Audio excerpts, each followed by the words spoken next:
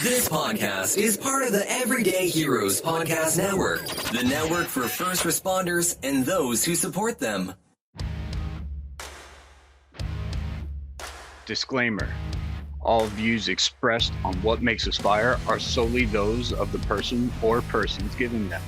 What Makes Us Fire does not represent or claim to represent any particular city or fire department, and therefore make the claim that all views and standpoints are affiliated with What Makes Us Fire and with What Makes Us Fire only.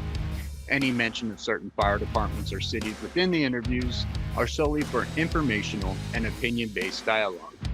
In short, if you have a problem with what's published, just say something about it and don't be a Richard.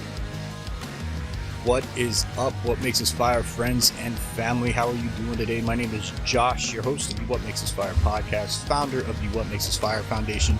Thank you for joining us on the show today.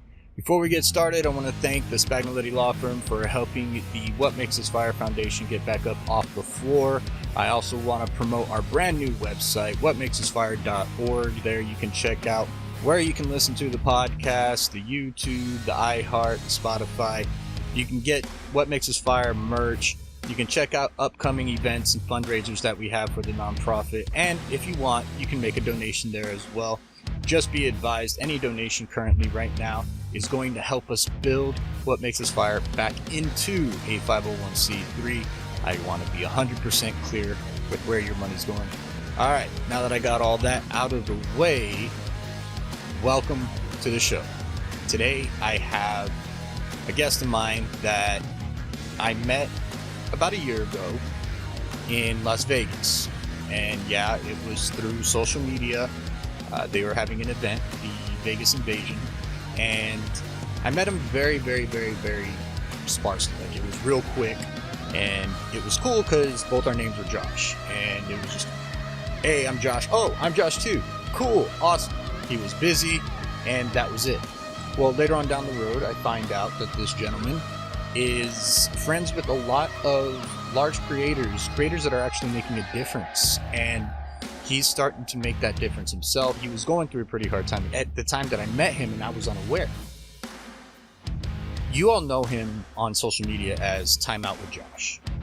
And if you follow him at all, you know he loves cooking. He had a very long, shaggy beard and hair. Currently gone, which, by the way, if you haven't seen it yet, you're missing out. Boy looks clean cut. He loves to cook, which I had no idea until I started watching some of his videos, and dude's actually pretty good. At least it looks good. I haven't tried anything yet, but it looks pretty damn good. What a lot of us don't know about him is his past and his history and his dealings with mental health, what it was like growing up for him, and the challenges he faced as he got older, all the way up into getting contracted to do military work. And not just like go overseas and man a restaurant. No, he was contracted to do military work, to protect assets. And that is just as important as being as part of the military, being enlisted. Because they are contracted to help us, to complete a mission for us. And with all that being said, his story is probably not what you think it might be. I'm going to let him do a lot of the explaining. Before we get started into this, faith in itself, no matter what faith it is that you have, can be a saving grace. Ladies and gentlemen, let's take a time out with Josh. I have a feeling this is going to be a fun conversation. Sure. I mean, the conversation we had in Vegas was fun, and then it was like serious and fun, and this one's going to be just as, I think it's going to be just as good. Yeah. All right, now we got the gain up. All right, cool. Try laughing or fake laughing. Way better. Way better. There you go. Yay. Talking to a dude that does a podcast makes it a little bit easier to understand. For sure. Right? Well, yeah, because somebody will be like, "You just started laughing, and then I didn't hear you. Are you okay?" Right. Wait, are you sick? Are you sick? Did you? Because all I heard was.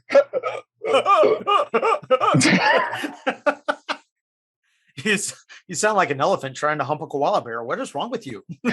Oh my God! I wonder if that's possible. A koalefant?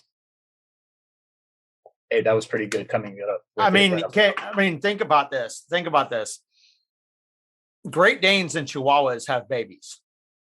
That's true. That's true. I just want to know who was on the table. Ooh.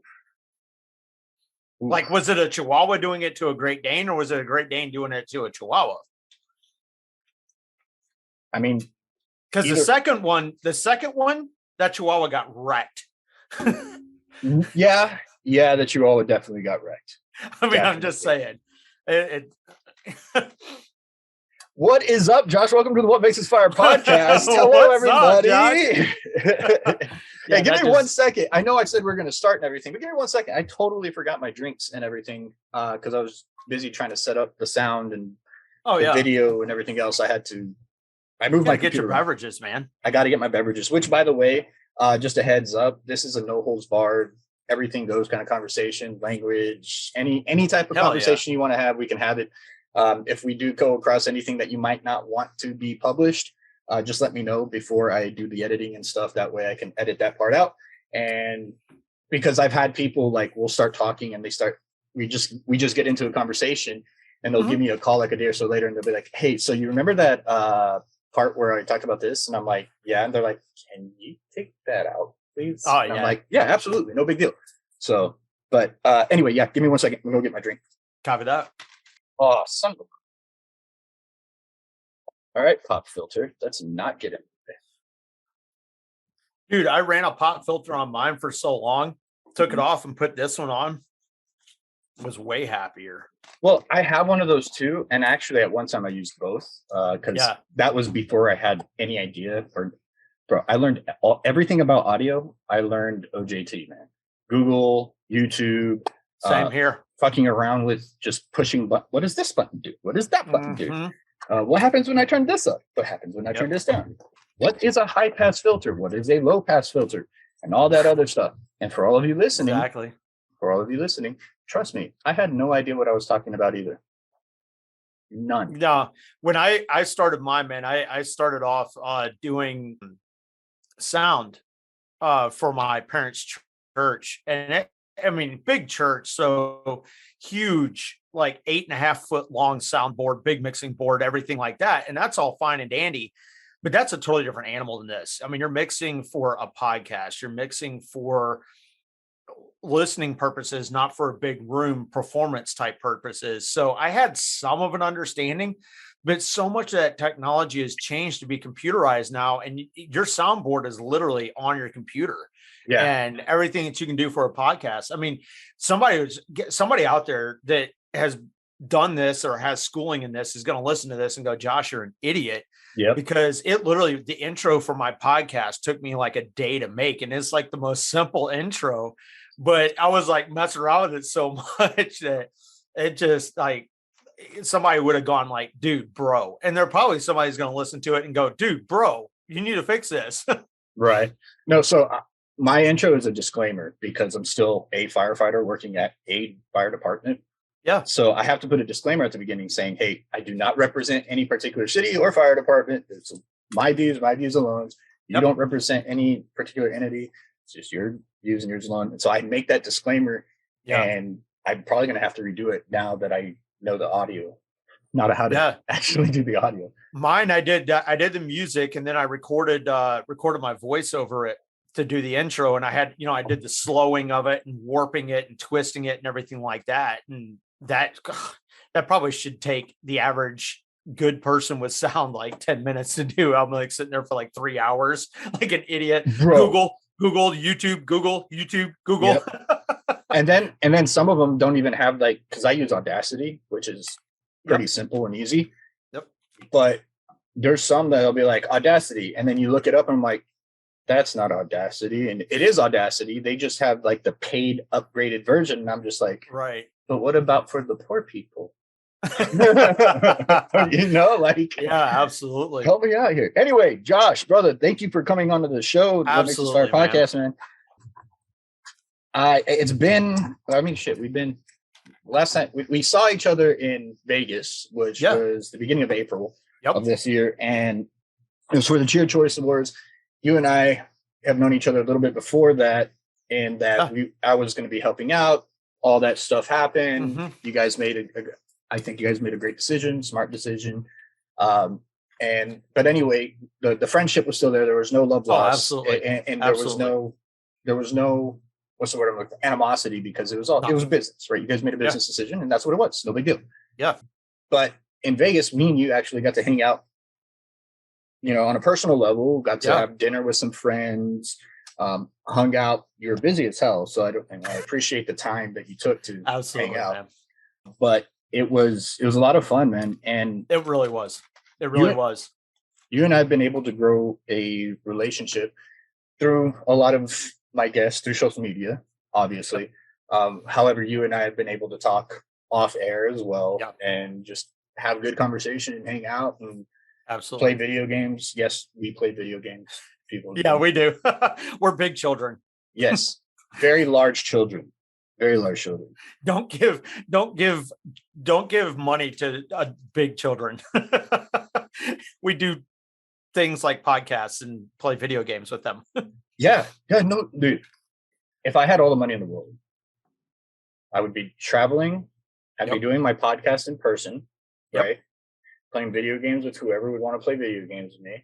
Absolutely. And traveling some more to meet the people that I've met, not only here on social media, but like to go places and meet different cultures and ideas and philosophies and, how they live life, how they live happy lives, how, what is considered a bad life to them, what's considered a bad life compared to what's considered a bad life to me. And it's just like, absolutely, you learn to appreciate cultures, life and privilege and unprivilege and all that other stuff by just talking to people.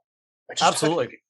Absolutely. I mean, you learn a lot, about a bunch of different cultures. It's something that I've talked to people about before, where I've said, if you really want to make this spoon-fed generation of humans that we're producing really want to appreciate what they have,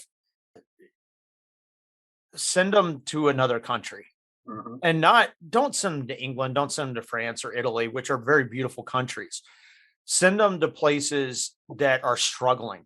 Even Athens, Greece. Right now, send them to Athens, Greece. You would think Athens, Greece, wow, that would be amazing. No, dude, that place is trashed. That place is trashed. Yeah, I mean, and they are struggling. Oh, big time. Their economy is struggling heavily. I mean, go to a country like I lived in Russia when I was 15, and that was soon after the walls. And I say walls; they're invisible walls. So you couldn't come west until 1998.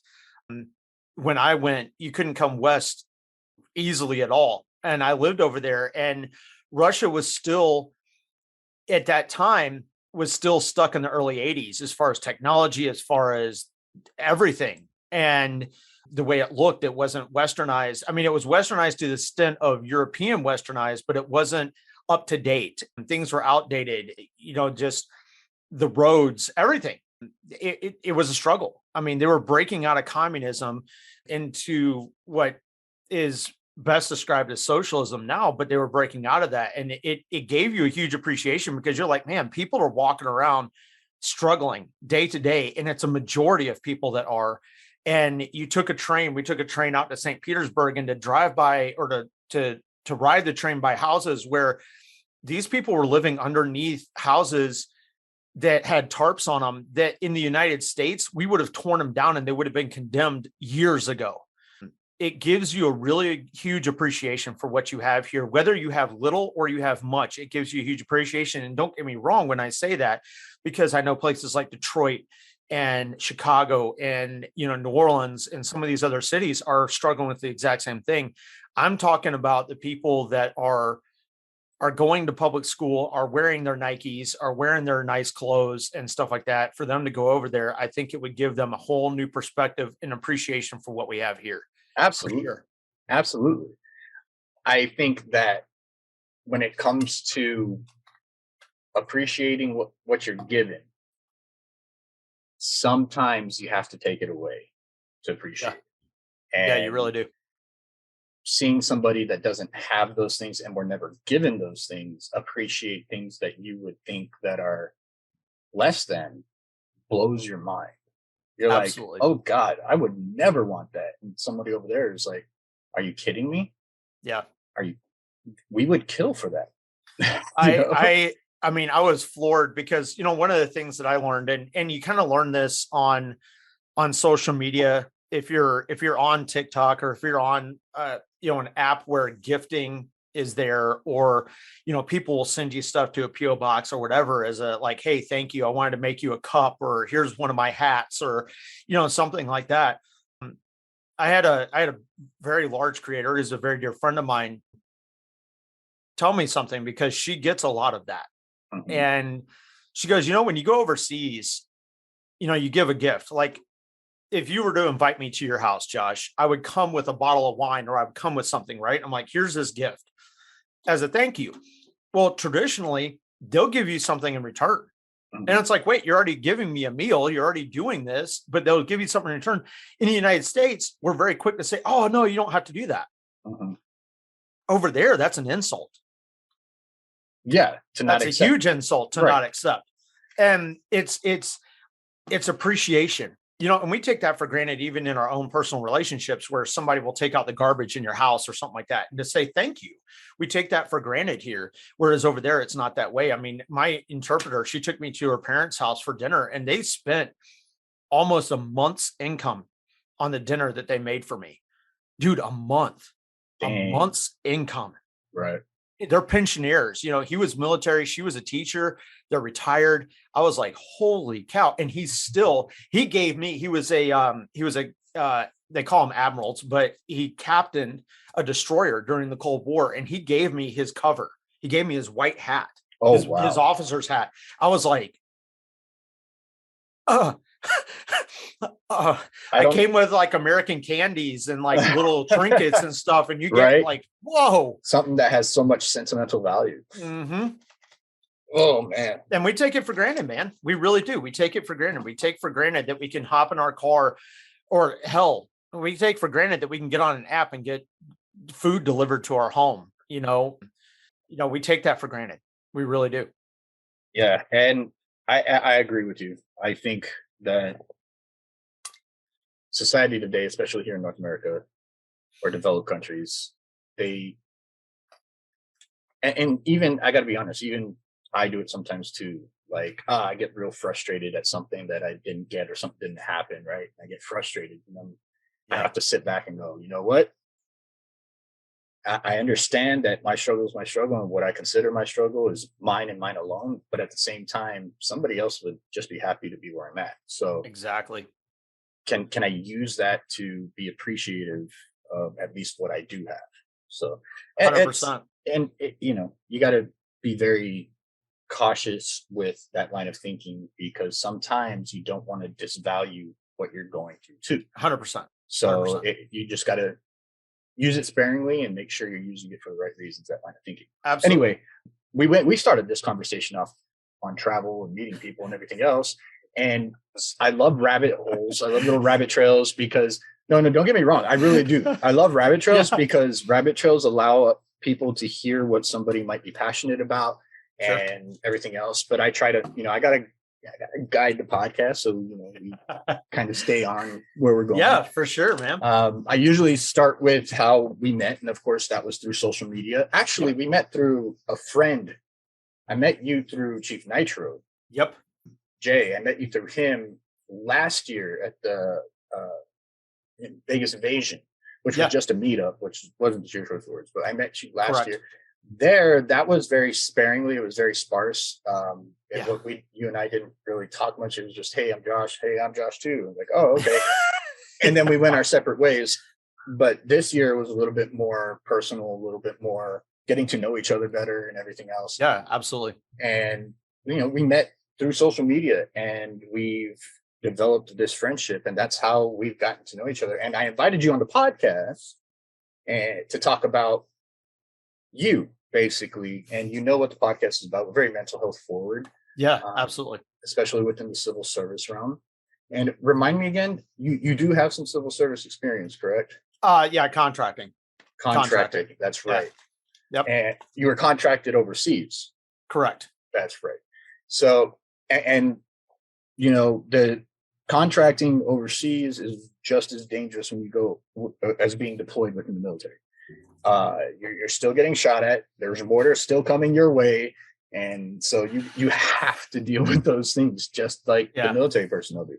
So, but that's not even the point. The point is we're gonna dive into the whole mental health aspect of all that stuff later on. But the point is to share your story, because somebody might be able to hear your story and be like, I can relate to that. I can relate to how did he work himself through it, or how is he getting through it? Has he gone through it? What is he doing to try to get through it? And all those things make a difference for people to start the conversation with themselves, to start getting help. Absolutely. And that's why I invited you on the show, because you're totally for that. Yeah, 100%. So from that point, everybody we met on social media, like literally 98% of my guests. Well, I mean, that's the world that we live in, especially with COVID and stuff, man. We got so heavy into social media, and that being the only interaction that we had.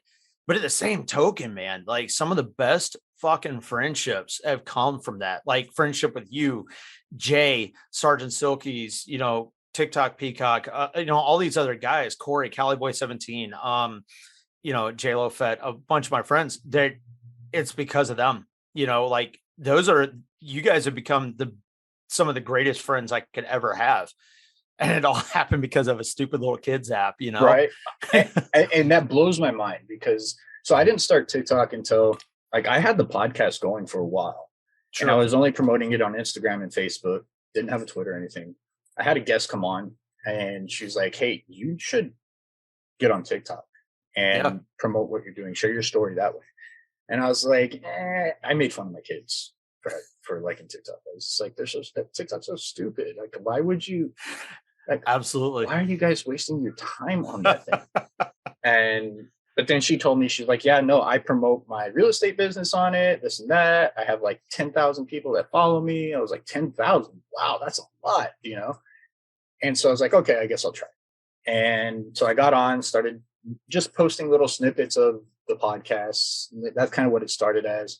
And of course, I went through my stint of mental health issues and depression and suicide attempt. And I started sharing that part of my story. And oh my God, did it blow up. Yep. And I was floored at the people that it put me in contact with. There's something to be said about TikTok's algorithm. It fucking works. Yeah, it does. It gets you in contact and in touch with people that have similar ideas, same mindsets, and it literally puts you in touch with people that not only challenge your thinking, but also support your thinking as well. Your points of view, and you grow from that. Absolutely. We tell our kids to surround yourself with good people, or people that try to lift you up and push you forward. Well, that's what TikTok's been doing for me, at least. Yeah. And for a lot of my other guests. So it is what it is with that. TikTok has its, like, Elon Musk should buy TikTok as well and do what he's doing with Twitter. But we'll leave it at that. TikTok has its good and bads. The best part about it, I agree with you, is the friendships that were gained from it all. Absolutely. I've met some of the most amazing people through this app, and it blows my mind. I agree. Where are you from, bro? Sorry, to kind of better explain that question. Yeah. When I say where you're from, I mean, like, take me from little Josh up to where Josh is now. Kind of give us a story of your life, what you've been through. This one day I was born. Oh, God. Yeah. Actually, no. one day your parents conceived. Oh God, no! Yeah, just think about I don't that. need that visual. Just think about I that. don't need that visual. No. And then 9 months later. Yeah, I grew up in Georgia. Was raised my whole life in Georgia and moved from Savannah, Georgia, up to the Midwest. I was in state politics in my teenage years. Helped a representative run for office against an incumbent, a 20-year incumbent. Did that. Worked for a couple of different senators and representatives on both sides of the aisle. Great experience. And at the same time, was actually doing my first experience in public schools or private schools, structured schools, if you will, was teaching at elementary schools, character education at elementary schools. And I was homeschooled my whole life and didn't do any structured school until I went to culinary school and then moved up here. And where's up here? Up here is in Iowa. I live the flooding Mississippi River is right there. It's lovely. Spring rains and melting snow. It always makes for a great time for us here. I bet. Yeah, it's lovely. If you ever want to see an angry river that's really not as deep as what you think it is, go to the Mississippi. It's angry. It is pissed off and it has a lot of nastiness in it. But went through a couple of divorces. You're talking about the mental health thing, and that's a big thing for me. Being a life coach, I work with people to help improve their lives. And oftentimes they're coming from a mental health place. I like you, attempted suicide. I have a, IGY-6 and a semicolon on my wrist for a reason. I was there. I was at that moment. And my moment literally came when I was at the bottom. I was done. And what triggered that was simply opening my refrigerator door to make dinner one night, and I couldn't figure out what to eat. And I was like, if I can't even figure this out, what is my life worth?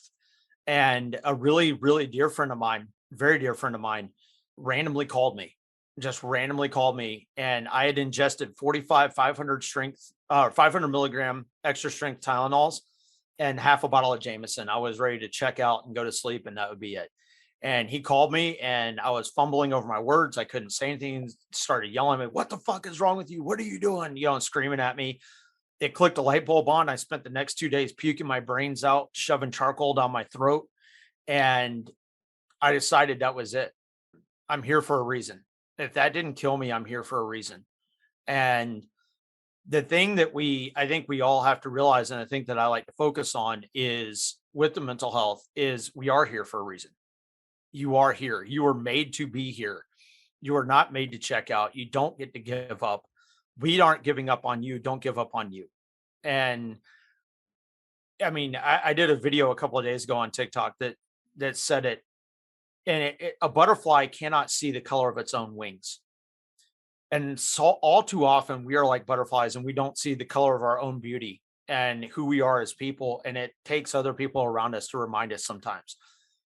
And that's where my focus is. And that's where it became. I came from an extremely strict household. If you're familiar with, 19 Kids and Counting, ever heard of them?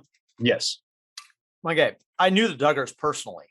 Oh, wow. We were in the same homeschool program, and I knew Josh. I knew all the stuff that he had done before. I was actually I was one of the head night security guys at the place that he went for rehab. Wasn't rehab, but he went for rehab for. I mean, we knew them. I was raised in that same homeschool program, and it gave a very diluted, very messed up view of the world. I came from what my fiance describes as a Leave It to Beaver / Norman Rockwell painting of a life. Dad worked, mom stayed at home. We were homeschooled. We came up, like we had mentioned before, in a what could only be described as a privileged home. We go on vacation all the time, go to the beach, do all the things that you would do as a prototypical white picket fence American family. And I didn't know how to deal with the divorces and the PTSD and all that other stuff. I didn't know how to deal with it. I wasn't equipped to deal with it. I wasn't equipped to take 100 punches and get back up. Right. And that's what all the experiences in my life have led me to now, is going, you know what? People need help. I'm with you. People need it. You and I've been in the same boat. We've talked about that before. We've been in the same boat, mentally, emotionally, physically. And our world, especially this country, has such a stigma on mental health, where we want to over medicate it. We want to numb it versus dealing with it. And I'm telling you right now, man, you run from those demons, the demons just get bigger. Turn around and face them. They're like chihuahuas, man. They'll bite your ankles, but you can punt them. You can punt them. Just turn around and face it. It's just a shadow that's chasing you. The little chihuahua is running behind you. It's just a big shadow. Turn around and face it. You can overcome it, and you be stronger for it. And you'll have a story and a message that helps hundreds of other people. I agree with you. And I'm interested that, by the way, thank you for giving us your brief summary of your life, which lasted maybe 5 minutes. But I have a feeling, like most of my other guests, your past is probably a little bit more exciting than that. And I like to pry. And by all means, if I ask a question you don't want to answer, just tell me to fuck off. But, you said you grew up, in this household that was very strict. Let me start with this. Do you have any siblings or anything else like that? Yeah, I do. I have a younger brother and sister. Both of them are incredibly brilliant people. My sister's actually married to a former CB, deployed CB, great guy, awesome guy. And they actually both are life coaches as well. And my brother is married, and they have 5 kids. All 5 are adopted, and great, brilliant people. I mean, my brother is stupid smart. My brother's the kind of kid that, didn't have to study for anything, like he just got it. And my sister has a great background with that as well. So personality wise, I am the black sheep of my family. What do you mean by that, personality wise? So I'm the one that cusses and dips and drinks alcohol and covered in tattoos, and I'll sit there and say fucking shit and ass and stuff like that. My brother and sister are very straight laced, not as much as what my parents raised us by any means, but still very much straight, very conservative, very conservative. Were you guys close in age? Yeah, we're all so my brother's 2 years and 7 months younger than me, and my sister's 2 years and 7 months younger than my brother. So we're actually pretty close in age. Yeah. Okay. Well, okay. So it's interesting to me because now I've talked to other guests of mine that were homeschooled and stuff like that, and they all said the same thing, something similar to what you said, the social learnings on how to deal with social things, right? When getting in a fight with a friend, or how do you deal with a breakup, or, not having those other kids around you every day for at least 8 hours a day, and learning different things. We're a product of our environment. We learn from the things around us. Mm-hmm. And when we're kids, we learn from other kids that are around us. We learn from their experience. They learn from our experience. That's the way it works. We are products of our environment. But if your environment is always your mother's teaching you, you're at home, and just your siblings, it's interesting to see how that can affect somebody with their line of thinking, their critical thinking, their mental health. And I guess that's kind of where I'm kind of interested in, is growing up through those years of being homeschooled, always at home, and knowing these other, I know homeschools sometimes they'll do field trips with other homeschool students, and that way, like, that's their idea of getting you in touch with other kids, but it's not as constant as, say, somebody going to a public school. So what I will say to that is, unfortunately, there's 2 groups of parents out there that homeschool. I don't homeschool my kids. I don't have the patience for it. First of all, they would end up in like cages or something. Like, it would be bad. It'd just be a bad situation. It would just be bad. I love my kids, but I don't have the patience to teach them. I really don't. Mm-hmm. So I will say this with the parents, there's 2 types. There's the 19 kids and counting types, the Duggar types. And the mentality is to shelter the kids from the world.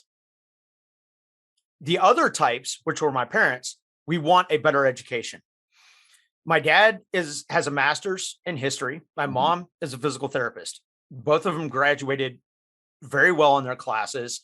Both of them are incredibly brilliant human beings. And when I was being raised where I was in Georgia at the time, Georgia was in the lower 45 in public education. And my parents were like, there's no way. My parents come from very strict, very highly educated homes. I have a tattoo on this arm for my grandfather. He served in World War II. My other grandfather owned his first gas station at 16. He was a vice president for General Electric. They counted among their friends the Reagans, President Reagan and Nancy Reagan. Oh, wow. I mean, very highly educated, very well connected, so it was about education. It was about education, providing something better. And where we live, dude, I grew up on a red dirt road. That road didn't get paved until I was almost 15 years old. And when I say red dirt, I'm talking Georgia red clay, red dirt road. Yeah. Yeah. And so there weren't private schools and Christian schools that were around. So my parents were like, well, it's homeschooling. And by the time they got close, they were like, well, we're already so far into this, you might as well just keep it going because we don't want to change the child's environment. Now, we also joked that we weren't homeschooled. We joked that we were van schooled because we were always doing something. I was in baseball. My brother played violin. He took violin and played for the Clayton State University. My sister took piano. My brother was in basketball. Like, we were constantly around other people. My parents, as homeschooling parents, you have to push even more so to get that social environment. I lived in Taiwan, Russia. I taught English and lived in Taiwan. I lived in Moscow. I traveled my first trip by myself was when I was 14 years old. I went to art school in Indianapolis, Indiana. My parents were very avid about doing that. So the social interactive side, like interacting with human beings, was not hard. Like I said, I was in my teenage years and I was working, answering telephones, letters, and going to meetings with the governor of Georgia, Sonny Perdue. That existed. Mm-hmm. But what you said, the aspect of dealing with conflict, the aspect of dealing with a breakup, the aspect of dating and then getting your heart broken and things like that, that didn't exist. That's where it got hard. See, that's interesting to me. So your parents actually obviously pushed for this social, this social, what's the word? Interaction, right? They push for this social interaction for you. Yeah. But it never gave you the time. It sounds like since you were always doing something, never really gave you the time to make it a routine, right? Because human beings, they're routine based. We are routine based. We thrive on routine, right? What's a norm? That way, our brains don't get too overloaded with this constant change. And especially when we're developing our minds at a young age, when you constantly have change, your brain is constantly trying to change and keep up. There's no normalcy for your brain to actually develop a line of thinking that way, which can be good, can be bad. It depends. I think it's a good thing because it allows a small child to realize that there's a bunch of different type of people, a bunch of different type of things and everything else. I think it's good. But there has to be some consistency as well to allow them to experience life experiences. There has to be structure. There has to be some structure. Now, structure at home is different than social being in public type structure, right? Right. How do you deal with friends? How do you deal with a girlfriend? How do you deal with conflict within your group of friends? Not conflict at home and everything else. The home life, it sounds like, was structured for you. Like they knew what they were doing with the home life. Very much so. We're talking about more of your social interaction type of structure that as a kid, it was never really consistent. So there's a weird fine line with at least my parents. And this is some way with some, obviously I was around a lot of homeschool kids because like you said, they have, like in Georgia, I'm going to use Georgia as an example. They have GHA, which is Georgia Home Educators Association. That's who I got my diploma through. You have to meet up to certain standards. You have to do extra stuff to get your diploma as a homeschool kid to prove that you were educated properly. Some of those standards have changed with colleges now and whatnot, but before with colleges, you had to do the pre-SAT, the SAT, and the SAT2 to even get into college, whereas normally you just have to take the SAT. So that structure is there. Like you said, home life educational structure is there. Dude, I've been cooking and doing my own laundry since I was 6. Like talk about home ec. Dude, I lived home ec. We go to the store. My mom would ask us to do the math on the groceries and to make sure we bought proper groceries and to write recipes. All that was there, 100%. My dad being a history major and my dad working for the IRS for 36 years, the structure of history and finance and things like that, all that existed 100%. The social structure, my parents tried to put us into situations where we interacted with other kids and homeschool kids. Being on a baseball team wasn't homeschool. It was community baseball. And then it was high school baseball, private school. I got onto a private school baseball team, things like that. They push for that, which unfortunately not all homeschool parents do. And I would say maybe at that time, maybe 20% did. That number is probably up to 50, maybe 60% now, where they do push to that. Chemistry, anatomy, physiology, and biology. You can't really do that in your home, right? Unless you have thousands and thousands of dollars to set up a lab, you can't do that. So there was an organization that was put together that paid private school and Christian school teachers extra money to teach after class. So you could go to this private school, go to a lab with other homeschool students, and it was kind of like going to college and you only pay for only biology or only anatomy. It was kind of like that. Mm-hmm. So I interacted with other homeschool kids. We did drama. We had basketball teams. We had anatomy, physiology. Hell, my biology teacher was one of the guys that helped research the poison dart frog to turn into anesthesia. We had that. But the fine line was drawn because if you understand the 19 kids and counting and stuff like that, what I was raised in, not all homeschool kids are like this by any means, because I knew homeschool kids that weren't in this program. They were just plain homeschooled. We were not, and this is not to go down the rabbit trail, IBLP and ATI, if you're familiar with those, they're very cult organizations. There's an awesome lady on TikTok that talks about it, Cult Chronicles. Her and I are friends now because we had the same situation. You did not date. Dating is not a word that you used. You courted. And when you court somebody, you have the intention of marrying them. And the process, like you see with the Duggars, they'll date someone, they'll court them for a very short period of time. Their engagement's only a month or two, and then they're married. There's no sex before marriage. There's no kissing. There's no holding hands. There's none of that. Now, my parents weren't that strict. You could hold hands and, they discouraged physical stuff. I'm the black sheep. I went against that. But it, like you said, it creates you get married to the one person you dated, then that's all you know. Mm-hmm. I see that as a problem personally, because I'm like, I think of it as like going and buying a car. You don't test drive a car, the very first car, and buy it. You test drive a couple of them, see what you like, and then you go with the one that fits you the best. That's what dating does. And healthy relationships, healthy dating, you're careful about it. You become friends, you do it the right way. But if you go about it with the mindset of, okay, this is the first person, my dad approves, my mom approves, they have to go to my father. If you're a female, they go to my father and ask, can I court your daughter? And they approve it. It's very archaic. It's very medieval times. And it doesn't work in today's world. And that's what my parents went about, not as strict, but they went about the same process because they were taught that. Then they taught it to us. And you end up with what you did. Now, my brother is a one-off. My brother met this girl, married her. They're great. They have a great relationship. My sister, she had a bunch of guys. My sister's very pretty. She had a bunch of guys, and everything like that. And she only dated one guy seriously, and that's the guy she married. Me, on the other hand, I've been divorced 3 times. Does it work better that way? It's for the individual. But the problem is within that environment so often is it's very umbrella. And they say, okay, this is the rule for everyone. And it doesn't work that way.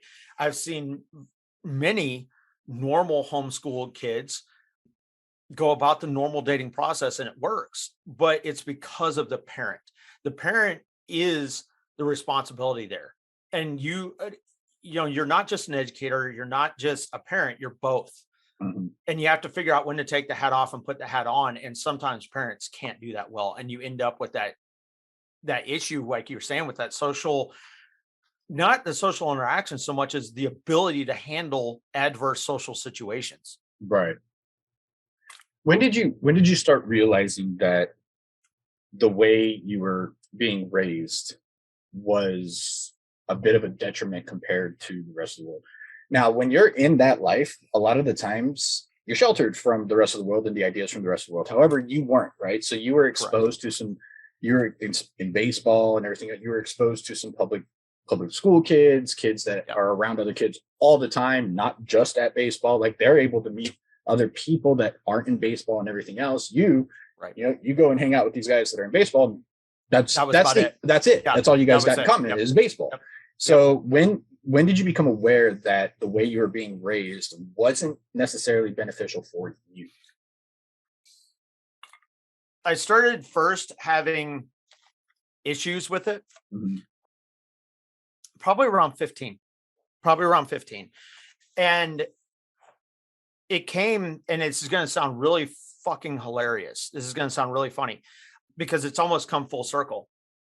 So the church that we were in, they started doing the praise and worship teams and having the drums and the electric guitars and everything like that. And my parents were like, no, rock music is bad. Drums are bad. It was like, the fuck, dude, man, they've been playing drums since the dawn of time. What the fuck? Was it D. Snyder, one of the most brilliant human beings on the face of the planet? If you ever listen to that man talk, he's like Alice Cooper, insanely brilliant human beings. Just sidetrack, rabbit trail, Izzy Lizard. Oh my God. Yeah. That dude is so freaking smart. D. Snyder testified in front of Congress. You don't testify in front of Congress if you're dumb. No, he testified in front of Congress because it came up. Remember the issues that came up if you played a record backwards, it was satanic? Yes, I remember. He testified in front of Congress that, no, it's just music. And he explained music and he explained all that went. So my parents, when I was young, and I sit here and weep now because I buy these records at $50 and $60 and $70, $80, $100 because I love vinyl. They burned their records. The Elvis Presley records, the Neil Diamond records, all those classic old school, I wish I had them records. God, you know what I mean? If you had the Elvis Presley records right now, bro, my God, you would have to get insurance on those things. Dude, I remember doing it. I remember being with my parents in the driveway and them lighting them on fire and burning it. But I was a kid. It settled in my mind as a memory. I was a young child. I was like 8, 9 years old. And that settled in my memory as a young child. That was a very permanent memory in my mind. But then it was at church. And the issue I had was not with them saying we don't like the music. It was how they stood up at church in doing so. Like we would go into church late after praise and worship for just a sermon, or they would walk out or, whatever. And it was embarrassing. It was embarrassing. You're 15 years old, dude. Everything is embarrassing. You know what I mean? Everything is embarrassing. But absolutely. That was damaging. And that's something that I've talked to my parents about and we've resolved and everything like that. But that stuck in my mind as an embarrassing situation. And that's where I was like, dude, what the hell? Why would you embarrass your children for this? Those are the kind of things that started coming to my mind. And I started looking at it and going, I don't believe in this. I don't believe this. I don't believe that. That's ridiculous. This is ridiculous. And I started progressively working on. I moved out of my parents' house at a young age. I was 19 when I moved out of my parents' home, and I struggled. And I even told my parents, I wish I had stayed. I wish I had just talked it out with you guys and hashed it out and worked it out. But that was the way at a 19-year-old brain, at an immature 19-year-old brain, that was my way of dealing with it. Just get the fuck out, And that's where, some of these, courting, don't listen to certain music, all that type of stuff started to come about. And I was like, I'm out. Well, what gave you that idea to get out? What was? Can you pinpoint conflict? Conflict, man. But here's it really was. I guess the question I'm asking is now. I don't want to use the word indoctrinate, but you were, in essence, being indoctrinated in this line of thinking. Right? You're growing up. They're teaching you this way of thinking, and at some point, you have this realization that the way I'm thinking is not working for me. And sometimes that's due to an outside source, or some kid goes, really? You're not allowed to listen to this? Why not? Or for you said it was the church music, but if you're being indoctrinated with this line of thinking, you'd be like, hey, my parents are saying this is bad. It's bad. So I'm going to go along with it. So I guess, could you pinpoint where or what it was that allowed you to question that and to be okay with going, you know what? No, this isn't right. This is not what I am about. I mean, what you mentioned, friends that were in the church that I grew up with these guys. They're like, why are your parents being like that? What is, and I'm like, my response then was, my parents are just ridiculous. They're stupid. I don't agree with it. Like that was the response. The mature response is I don't know. I don't understand it. I don't truly understand it, because I understood it as far as like a surface book level. Mm-hmm. This is what they were taught. This is like, why do you believe that? I didn't ask that question. Like, what is it? I didn't challenge the thought process. I challenged the book. And you can't challenge books very easily. That's not something, especially as a young person, that's something you don't have the experience to challenge. And that's what I challenged. And it got to a point where literally we were arguing so often that I respect my parents and I love my parents so much that I was like, I got to stop the arguments. I've got to stop the arguments. And this is my way to do it. Funny thing is when I moved out, it took about 6 to 8 months, but our relationship actually started to greatly improve because I wasn't there. We weren't arguing all the time. We were able to talk about stuff. And when I say it came full circle, like now my parents go to a church now. I just was with them and went to church with them. They go to a church now where they play the drums and they do all that stuff. My parents stand there and sing and everything. I'm like, where was this 20 years ago? Like, right. Like, what the hell? What are you guys doing? But I'm also the firstborn. I'm the firstborn, man. They're going to, and if you're a firstborn, for a fact, they're going to test everything on you. You are the test subject. Mm-hmm. And my parents have said that. They've apologized. We've talked about it. You were the test subject. We didn't do this right. We didn't do that right. We didn't relate to you properly. We didn't understand how you needed to communicate. We looked at it as you being rebellious and not you questioning things, stuff like that, and keep in mind, like if you make an appeal to someone or you talk to them and you challenge them, when you do it without emotion, you're challenging it and you're asking for a conversation. When you do it with emotion, you're arguing and you're being rebellious. And that's what I was. I lived in my parents' home. I was being rebellious because I was yelling and I was screaming and I was arguing and I was challenging them on things, but doing it with emotion because I didn't know how to handle that emotion. I was told by my parents, if you argue, you do it quietly and you do it respectfully. And I'm like, but I don't know how to control that. Right. Like I'm pissed off. 16-year-old testosterone rage is kicking in now and I don't know what to do with it, Let me ask you something. Do you think that if, say, you were, and now obviously this is all speculative because you can only take your experience from what you had to what you had after, right? So it's more of a theory hypothesis type question. Do you think if you were able to go to like public school or have a different type of upbringing to where you were around more individuals in a social realm, do you think that would have changed? Do you think maybe you wouldn't have been as emotional, or do you think you probably still would have been just as emotional? Say the same situation came up, right? This time you're going to public school, you're around a lot of kids, you're talking, you're seeing and hearing a whole bunch of different backgrounds, life stories and everything else, making different types of friends and everything like this, right?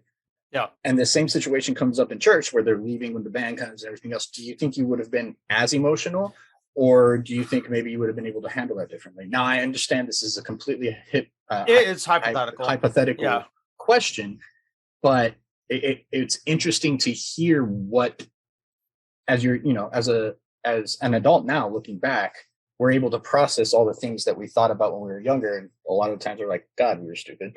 But it also allows us to reflect in a more understanding type of way. For sure. So, dude, to be perfectly honest, if I was in the public education system, private education system, Christian education system, we would not have been in the same homeschool program. Mm-hmm. So a lot of it, I think, came from that and dealing with only that ATIA, the Advanced Training Institute of America is what it was called. It still is called that. It is very much shrunk. And I'll give you a background on that in just a second, but it's very much shrunk from what it was. I think my parents would have also been forced to deal with my emotions in a different way. Now, I'm a very passionate person. I'm very I'll express myself passionately when I get involved in something and I'm passionate about it, dude, it's on like Donkey Kong. Mm-hmm. So I am emotional. I am a passionate person. But the funny thing is the one thing I had to work on in my mental health was being emotionally vulnerable, because I could lash out. I could get passionate about something, but if you wanted to talk to me about how I felt about something, fuck off. I was very closed off to that. Like nobody knew who Josh was. Nobody knew who I was. I didn't fucking know who I was, because I had literally created a facade for myself on who I was, so much so that I had lost myself. And some of it was, I don't want to be what my parents made us out to be, because I'm not that. Uh-huh. And that was definitely one part of it. And the other part of it was just, I want to be somebody different.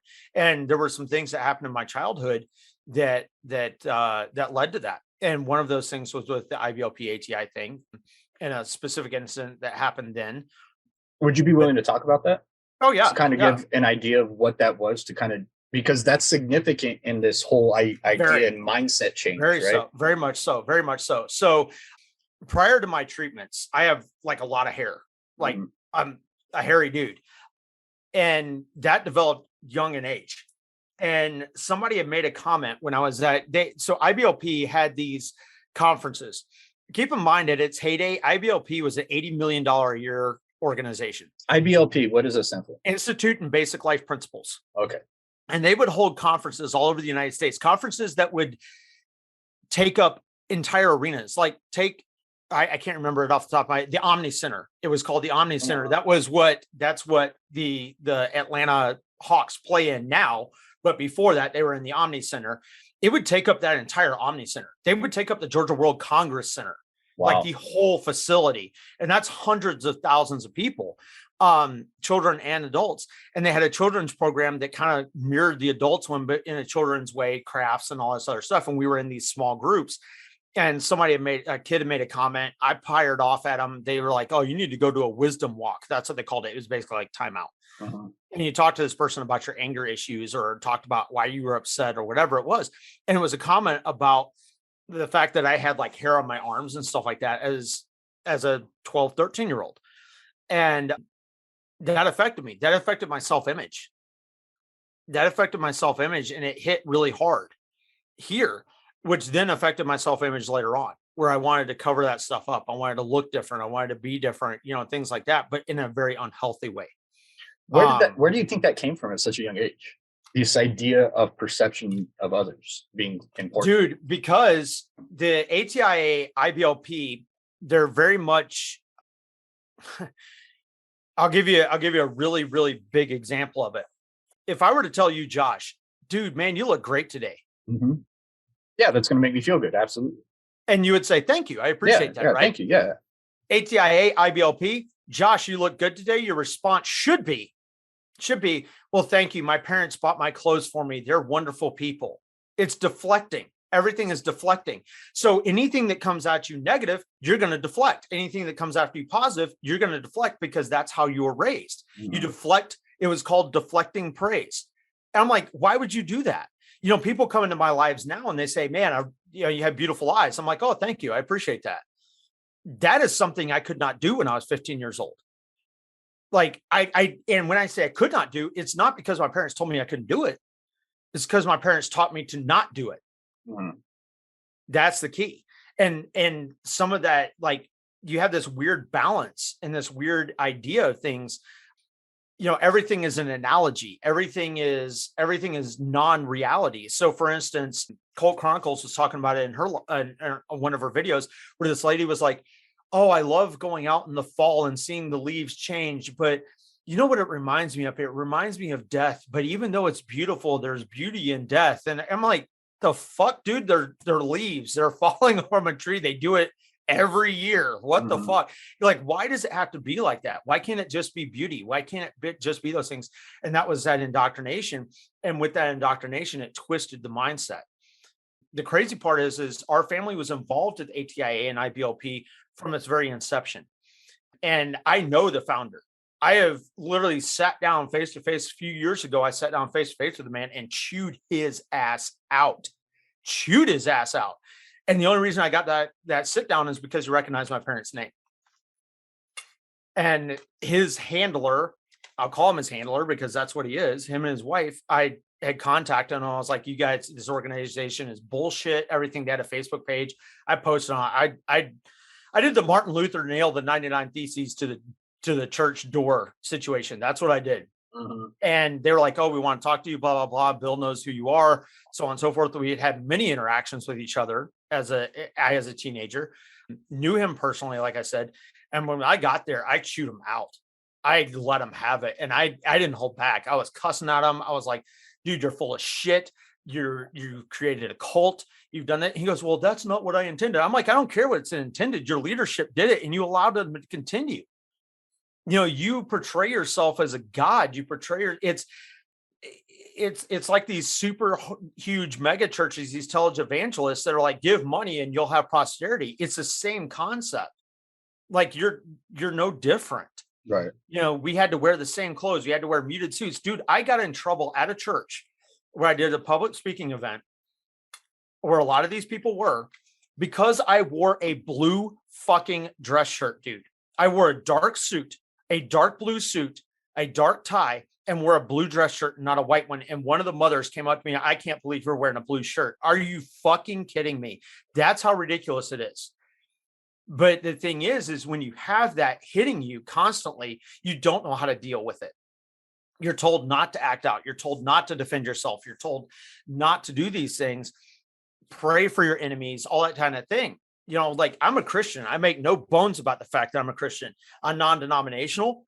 My relationship with God is my individual relationship with God. And I developed that because I saw all the hypocrisy, all of the legalism and everything like that come out of that. And I was like, that is not Christianity. That's not the way it's supposed to be, you know? And that's where I changed that mindset and gone, whoa, that's not the same. But, you know, when you've got a Bible that says love everyone, and you've got people over here that are teaching, well, love everyone unless they're like you. That's the people you love. Those are the people, everybody else, you judge them. And I'm like, wait, the Bible says God's the only judge. Mm-hmm. I'm not supposed to judge people. And it says to love everybody, but you cherry pick a scripture out that says, if you're not like me, then I can't love you. Like bullshit, man. Bullshit. So it's interesting. And I'm glad I was able to dig in and you were open to me, you know, oh, for sure, digging in and prying a little bit, because it's interesting to hear that your upbringing was definitely affected, or your mental health and your line of thinking was definitely affected through faith. And it's interesting to hear that, because, you know, I've had different people on the shows. Some were affected by their parents and the way they handled themselves, you know, drug issues, being adopted, a whole bunch of other, there's a bunch of different stories. Yours is very interesting in that your upbringing, your past, your social interaction, and growing up and developing this character of who you are, Josh, was very much affected by what a lot would consider is faith, or at least a type of faith. You know, because, dude, I had a family, like our extended family, we would get together for holidays. Mm-hmm. And we liked each other so much that we started family movie night once a month so we could get together extra. And we would go to an aunt or uncle's house, watch a movie, eat dinner, bring dinner, eat dinner, hang out with each other. We loved each other. We didn't have the crazy uncles. We didn't have the druggies. We didn't have the alcoholics. We didn't have any of that. Uh-huh. We had a very solid, very strong family. Like when I said we grew, Alyssa says it, you are a Norman Rockwell family. We are. We sat down, we ate dinner together, we ate breakfast together, we ate lunch, we did things, we prayed, we held hands, we care about each other, we love each other.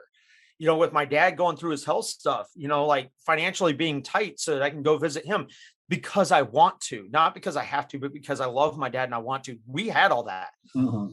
You're right. You're 100% right. It's the twisted, warped sense of faith that changed it. You know, my therapist, dude, I cannot thank God enough for her, because it's funny, because I went to her husband and was like, he's a psychologist, he's a psychiatrist, she's a psychologist.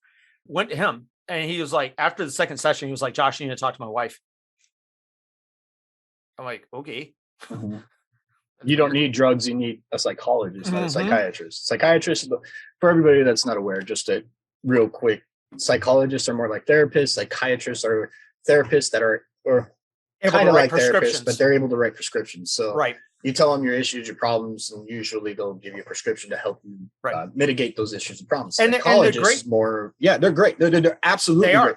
I'm on mental health medication too. Psychiatrists are fucking great because they help you give you something that's going to boost certain, help you get out of the hole. Yeah, some brain chemicals that are going to help you develop and or work through them. With the goal, of course, weaning yourself off, because then you start learning the practices and tools. And when I say practices and tools, I mean, therapy practices, therapy tools to rewire your brain. The drugs are there just to help you through that. The beginning steps to help you through that. Psychiatrist, and he was great. I mean, he's not the here's your prescription kind of guy. Like I'm not going to give you a prescription until I think you need one kind of guy. And it's great, but he was like, you need to talk to my wife. So I remember it was the third session and talking to her. It was on a Tuesday. I went on Tuesdays and Thursdays, and I sat down and she was like, okay, Josh, let's talk. And I was like, all right. And she goes, first question, what do you believe? I was like, well, gravity, God, gravity. You got to be a little more specific there. I mean, for those of you who do know me, I'm kind of a sarcastic asshole sometimes, and sometimes, okay, a lot of times, denial.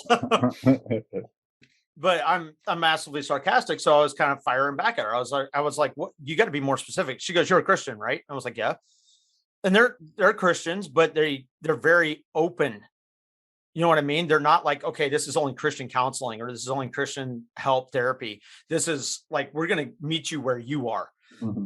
You walk in there and she had crystals and stuff like that and everything. So it's very open. And I was like, yeah. And she goes, what do you believe in Christianity? And I started talking and telling her, and she looked at me and she goes, Josh, shut the fuck up. I remember it still to this day. And I'll remember it until the day I die. Josh, shut the fuck up. I'm like, what therapist says that? Like, right. Shit, man. Like, damn. And I was like, oh, what? And she goes, I didn't ask you what you were fucking taught. I asked you what you believe. I was like, whoa. And she goes, you know what? Session's over. I was like, but we still have it. She goes, session's over and don't come back on Thursday. Come back on Tuesday and tell me what you believe. I was like, okay. So I walked out, and that was the moment at that time. That was the moment at 30 years old. 30. Okay. So that's interesting. So we're going to take it back a little bit. Now I'm 39 now. Okay. And see, so that's interesting, right? Because this means that you've had a certain line of thinking up until about 30 years old when you finally had this aha moment with your therapist, which is great. But I want to take it back just a little bit before we dive into that part. Thank you for sharing all that you shared about your past and your childhood and everything that you've been going through. And I think it's going to be very beneficial for others that are going through similar. If it's going through similar ideas and they're having these questions, they're going to be able to listen to your story and be like, hey, it's okay to question this stuff. And let me see what I can do for myself now, because he went through the hard part for me. Let me listen to what he did and let me try not to go through what he went through. Right. That's the whole idea, right? That's the whole idea. Let us be y'all's guinea pigs is basically what I'm trying to say. Let our stories be the guinea pigs so you guys don't have to go. If you're 18 years old and you have your aha moment, I'd rather that than to be at 30. Exactly. My aha moment was just 2 years ago when I was 34. So there's that. Through all this, you move out at 19 years old. And at what point did you decide to go to culinary school, and why culinary school? I did while I was in high school, man. That was kind of the beauty of homeschooling. I actually I started culinary school when I was 15 and loved it, man. It started because of where we went on vacation in Ocean Isle Beach, North Carolina. There's a little town, little itty bitty town, little fishing town, basically touristy fishing town. And outside of there, and there was a restaurant called Haley's. And Tom Haley owned that restaurant. He and his wife, wonderful people, great people. I actually have his picture hanging up in my bedroom. He inspired me to he it's signed. He's a chef. Okay. It's still weird that you have a dude in your bedroom hanging up on the wall. That's not like I should probably take down my Dustin Pedroia picture and my Big Poppy picture and my Jason Veritek picture. No, never mind. There's a bunch of dudes all over your wall in your bedroom. You know, if I was theorizing here, if I was a girl and I came into your bedroom for some intimate extracurricular activities, and I looked up and I see a bunch of dudes on the wall, I would start questioning what the fuck am I getting myself into. Yeah, I'm just saying. Maybe in your office, maybe it would probably be a better. I got those. I don't know, man. I don't know. Anyway. But yeah, Tom, you know, he found out at a young age. I was about 10 when I first started that I love food and I love to cook. And both of his sons are they're Michelin star chefs. Oh wow. Yeah, like he raised a family of them for sure. And he's off the boat Greek and great guy. And I loved his food. And it got to a point where he would bring me back in the kitchen. So when we ordered food, he'd come out, bring me back in the kitchen, and we would cook our dinner together. And then I actually would go on vacation and would work 4 or 5 nights for him catering events. And I just fell in love with food because of him. And I mean, I won my first cooking competition when I was 10 years old. Oh, wow. And beat an Italian at her own game. That was the crazy part about it.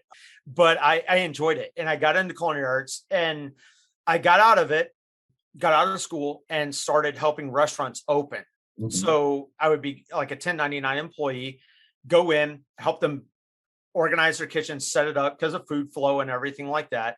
Would set it up, train their employees, help them get off the ground, you know, be there for 2 or 3 months, and then would move on to the next restaurant. And did catering, you know, catered weddings and parties and stuff like that. Did personal chef stuff. So I'd go to people's houses and cook their meals for a week, meal prep them and everything like that. And something stuck with me, very heavily stuck with me, that Tom said. And it's why I got out of the food industry as far as back of house goes.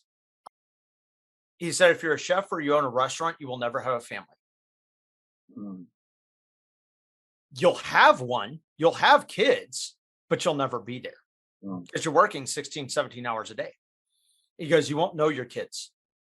You won't have a relationship with your kids. You won't raise your kids. You won't be there for ball games. You won't be there for recitals. You won't be there for any of that because you'll be in the restaurant. And that stuck with me, man. That stuck with me hard. And that's why I got out of it, because it was like, damn, I actually like family, you know, and I was raised in a strong family as far as a strong family unit. And that hit. I mean, I still love food. I'm working on developing an app that will be up Memorial Day to be able to do. Yeah, I'll be doing cooking lessons and stuff like that. And I mean, if you go into my lives, oftentimes I'm cooking and I love it, but I did not want to be in a restaurant. So because of what you said. Yeah. Okay. Yeah. And that, I mean, it just goes back to like the situation when I was a kid. You never realize how impactful what you say to somebody really can be. How it can really affect someone. Had the idea ever occurred to you maybe of trying to find a way to make it work? That way you can continue doing that? Did the question come up to yourself? Obviously it didn't come up to him, but to yourself, you know what? He said, I can't. Watch me. I'm going to make it happen. I tried to change it a little bit in the sense of owning the restaurant, which that's what I wanted to do. And realizing that aspect, dude, it is true. It is true. Even if you're a restaurant owner, you still invest a heavy amount of time because your restaurant's open all the time. And even when your restaurant's not open, the chef is there. The owner is there. You know, Tom would tell us all the time, they were open for dinner only. And he's working 75 hours a week. Easy. And if he wasn't working at the restaurant, he was at home managing numbers and stuff like that. You're not connected. So that's when I got into doing the catering and stuff like that, which you can control that time a lot more, but still you've got the marketing aspect and everything that you got to do if you're catering. And that's when I kind of shifted over to the personal chef side of it, which I enjoy heavily. I enjoy a lot, but it was at the wrong economic time. at that time, being 16, 17, 18, 19, 20, 25 years old, in that time frame, big box retail changed economics. We went from having your shoe guy, having your gun guy, having your shirt guy, your suit guy, you had your guy, and mom and pop restaurants, to an explosion of Applebee's, Chick-fil-A, TGI Fridays, McDonald's, convenience. Yeah, it was stack it high, let it fly, go, go, go, go, go. Mm-hmm. And it went from having that personal interaction to having that other, which then shrinks the market down incredibly. And, if you look at a personal chef, man, it's not cheap. It's not cheap to have somebody that's professionally, classically trained to come in and cook your meals for a whole week. You're looking at sitting down to a plate being $15 a person every single meal or more. Mm-hmm. That is not in a lot of people's wheelhouse to do, and it shrinks that down. And so I kind of economically pushed myself out.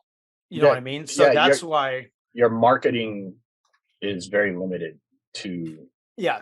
And you got to be in big cities. You got to be in Atlanta, LA, San Francisco, New York, Miami, Chicago. You got to be in big cities, because then your market's bigger just by big cities, economic big number. Yeah, exactly. Cities, big money. Exactly. So that kind of pushed me out of it. And, but that's why I've come back to it in the sense of, hey, you know what? Change with the times. You can get virtual cooking lessons where, we're one-on-one on a video, or multiple people on one on a video, and we cook the meal together and I teach you. That excites me. Mm-hmm. Because then other people are learning, man, and nobody knows how to cook nowadays. Like, so many people are like, I don't know what to do. I'm like, dude, how do you not? It's because, again, convenience. Right. Well, that experience, I think. And you got to remember, not everybody had your background and capabilities and opportunity to do what you did. Yeah, for sure. I'm interested to hear what it was you were contracted out. Now you're doing this catering stuff. You're figuring out what you want to do with this culinary stuff. And then at some point you get into a contract work where now you're being deployed to war zones with military personnel. What was it that you were doing exactly? What I can tell you is asset protection. Asset protection is what you can tell me. So basically you were a security guard for assets. Via whether living or stationary. Physical assets. Yep. Okay. Yep. What got you into that? I like pulling triggers, man.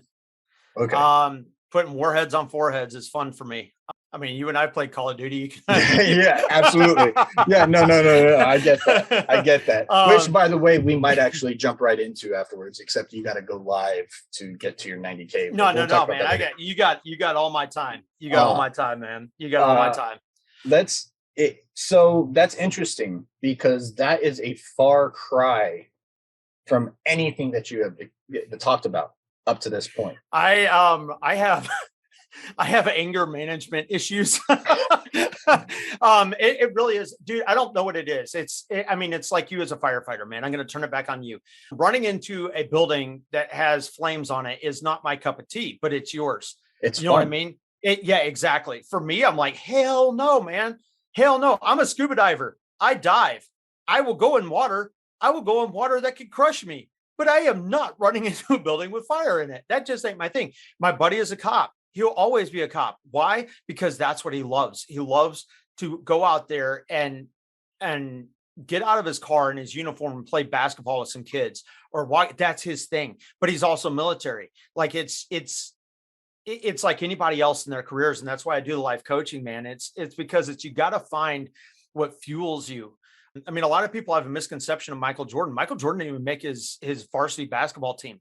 He barely made the team at UNC and actually got a scholarship in baseball. Was not picked the first round. Nobody knows, or was not first picked in the first round. Nobody knows who those first round people are unless they're hardcore NBA fans. Yet Michael Jordan's one of the greatest. And he said it purely and perfectly. It is not your passion that fuels you. You've got to find the fuel for your passion. He loves baseball. He played baseball when he was forced out of basketball for a year. He played baseball for the White Sox. Mm-hmm. He just wasn't that great at it. He was good. Don't get me wrong. He played AAA ball, but he wasn't great. That's his passion. Yet what fuels his passion is basketball. That's what he was good at. That's what he was made to do. And what we're made to do in our passions can be two very different things. Sometimes they're the same, but all too often they're very different things. And, you know, it was just purely like, I felt like I was doing something. It's the same as what I do with like spread the cheer. I'm doing something for somebody. My passion is to do for others. Overall umbrella picture, to do something for somebody, to have a cause to stand behind, to have something to believe in and do for that is built into me. And doing that was what got me into it. I'm still interested. I mean, you're going from this culinary chef to, Violence. personal security and security for either living or stationary. I understand that you can't get too specific with the job. Yep. But it would be interesting to know how either you found it or it found you. Friends. It's my grandfather used to say it all the time. What kind of friends do you know? What kind of friends do you have in the culinary business? Okay. Well, that explains it all. For everybody that is just listening on a audio version, he just showed a Chris Kyle card. If you don't know who Chris Kyle is, go look it up. Go educate yourself. Go educate yourself. There's a movie about him. There's a book about him. Yeah. Dude is running for, I think, Senate now. No. Kyle passed. That's right. No, I'm thinking about Luttrell. My bad. Yeah, Marcus. I'm thinking about Marcus. Chris Kyle, they made a movie about him. He was a sniper. Yeah. So, yes, if you're not sure about it, go look him up. Check out the movie. It was pretty good. Obviously, it's Hollywood, up a little bit, but they kept true to the story a lot. They kept his wife involved a lot with making that movie. I watched the documentary on the making of, and they kept his wife very involved in making. Yeah, Taya. Taya's before Chris's assassination, because they were making the movie before he was killed. Mm-hmm. He was heavily involved, obviously, and then Taya was very, very involved after the fact. Same as Marcus. Lone Survivor. If you've never seen Lone Survivor, you actually see Marcus in the movie. He is in the movie. Nobody recognizes him, but he's in the movie. Those guys are heavily involved. Heavily involved in that. But how did you come about making this kind of friendships and then getting now obviously say, look, we get it, you like to shoot guns, right? Mm-hmm. You grew up in a household that doesn't sound like we hunted military. You hunted, but it wasn't like very military family background. My uncle, who has passed, was a convoy captain in Vietnam. Okay. He ran convoys under fire and everything like that all the time. My grandfather was also a World War II vet. My Sunday school teacher, you guys can't really see the picture behind me because of the light that's there, but my Sunday school teacher as a kid was General Ray Davis, the most decorated Marine officer in the U.S. military, and his at the time direct underneath him, because he received his Medal of Honor at the Trojan Reservoir as a colonel. Under his direct command was Chesty Puller. Who is one of the most recognizable names in U.S. military, but I grew up around it. I grew up around that. So why not enlist into the military, and why go this route? I did, and then messed up my knee. So you did enlist? Okay. Yes, I did, and I messed up my knee before I went to basic training. Okay. All right. And that was post 9/11, soon after 9/11, and the amount of people enlisting. You could have sneezed wrong and they would have medicaled you out, but I wanted to. I actually enlisted in the Air Force, but it's just one of those things. It wasn't in the cards. I now am a director with Front Sight Firearms Training Institute in Nevada. It's one of the largest private clubs, if you will. That's the best way to describe it. Instructors are everything from IDF to police officers to SEALs, Rangers, former, retired SEALs, Rangers, police officers, sheriffs, IDF forces, Israeli Defense Forces, for those of you who are not aware. And those are some of the instructors that we have out there. And it is massive. It is thousands of acres massive. And, I got involved in it and developed and honed skills. That's the best way to describe it. So when you got into this business, you were deployed to war zones. Yeah, right? contracted out to war zones. Yep. Contracted out to war zones to protect assets, be it biological and or non-biological assets. Mhm. And I guess during that time, because you're obviously not in it now, you're still not doing it. So something in my head, I concluded, all right, well, something may have happened for him to just want to stop doing it, and or it maybe wasn't all that he thought it was going to be. Family, man. Family. Okay. Family. I mean, Chris Kyle said it one time, and he said it. The reason that he got out was because he started thinking about his family. If you ever see the movie, you'll see him make the phone call to his wife, and he says, "I want to come home." That's the moment you check out. You're done. At that point, you are no longer combat effective. That's what he said, because you're thinking you gotta, when you hypothetically, if you were to pull a trigger within half a second, now it's 1 second, and that's the difference of life and death, and you coming home or not. Mhm. And that's the way it is with, anybody that's a first responder, EMT, firefighter, police officer, anybody. If that starts to creep into your mind so much that you cannot separate your personal and your work life, it's probably time to bounce, because you're going to make yourself ineffective. Mhm. I mean, it's the same way in professional life, but less aggressive. Because, I mean, if you're in a marketing job and you're in your desk and it's starting to affect your home life, or you're too stressed out or whatever, that's a little bit different story. I mean, you're not talking life or death there. But age is always a factor. I mean, you're slower. I mean, dude, I'm not a Tim Kennedy. I'm not a Marcus Luttrell. I'm not one of those guys that I'm not a gym rat by any means. And those guys are, and there's no way in hell I could keep up with that. How long were you in that business? I did it for a while, about 12 years. So about 12 years. And you started, I'm assuming you started at around the age of early 20s? 20. Yeah, 22. Okay. When you got out of this business, did you notice a change in yourself from doing the job? Yeah. What kind of change was it? I was hard, man. I was like stone. What does that mean to you? Non-communicative, not emotionally available, very harsh, very angry, very reactionary. It's funny because that's the one I was waiting to hear. Yeah, when you're in that environment, for anybody that's in that environment, you learn to control your emotions. You learn to control all those things. And the problem is you for vets, especially because I work with a couple of vets now, it's really hard to switch a switch that you've put a lockbox on, because you get to a point where you can flip it on and off, and then you just choose to leave it off, and then you put a lockbox on it and you never turn it back on again. Mm-hmm. And you become cold and stone and hard to communicate with, and angry and bitter and reactionary, and all those kind of things. And that's what I was, man. I mean, people that have known me for a long period of time are like, dude, you are not even close to the same person. You're not even close, because it took a lot of therapy and a lot of counseling to break that for myself. What was it? Was there a specific situation that happened that kind of put that in your face? Or was it just a bunch of people telling you, hey man, you're not the Josh we know? Kind of both, man. Divorce kind of woke some of that up.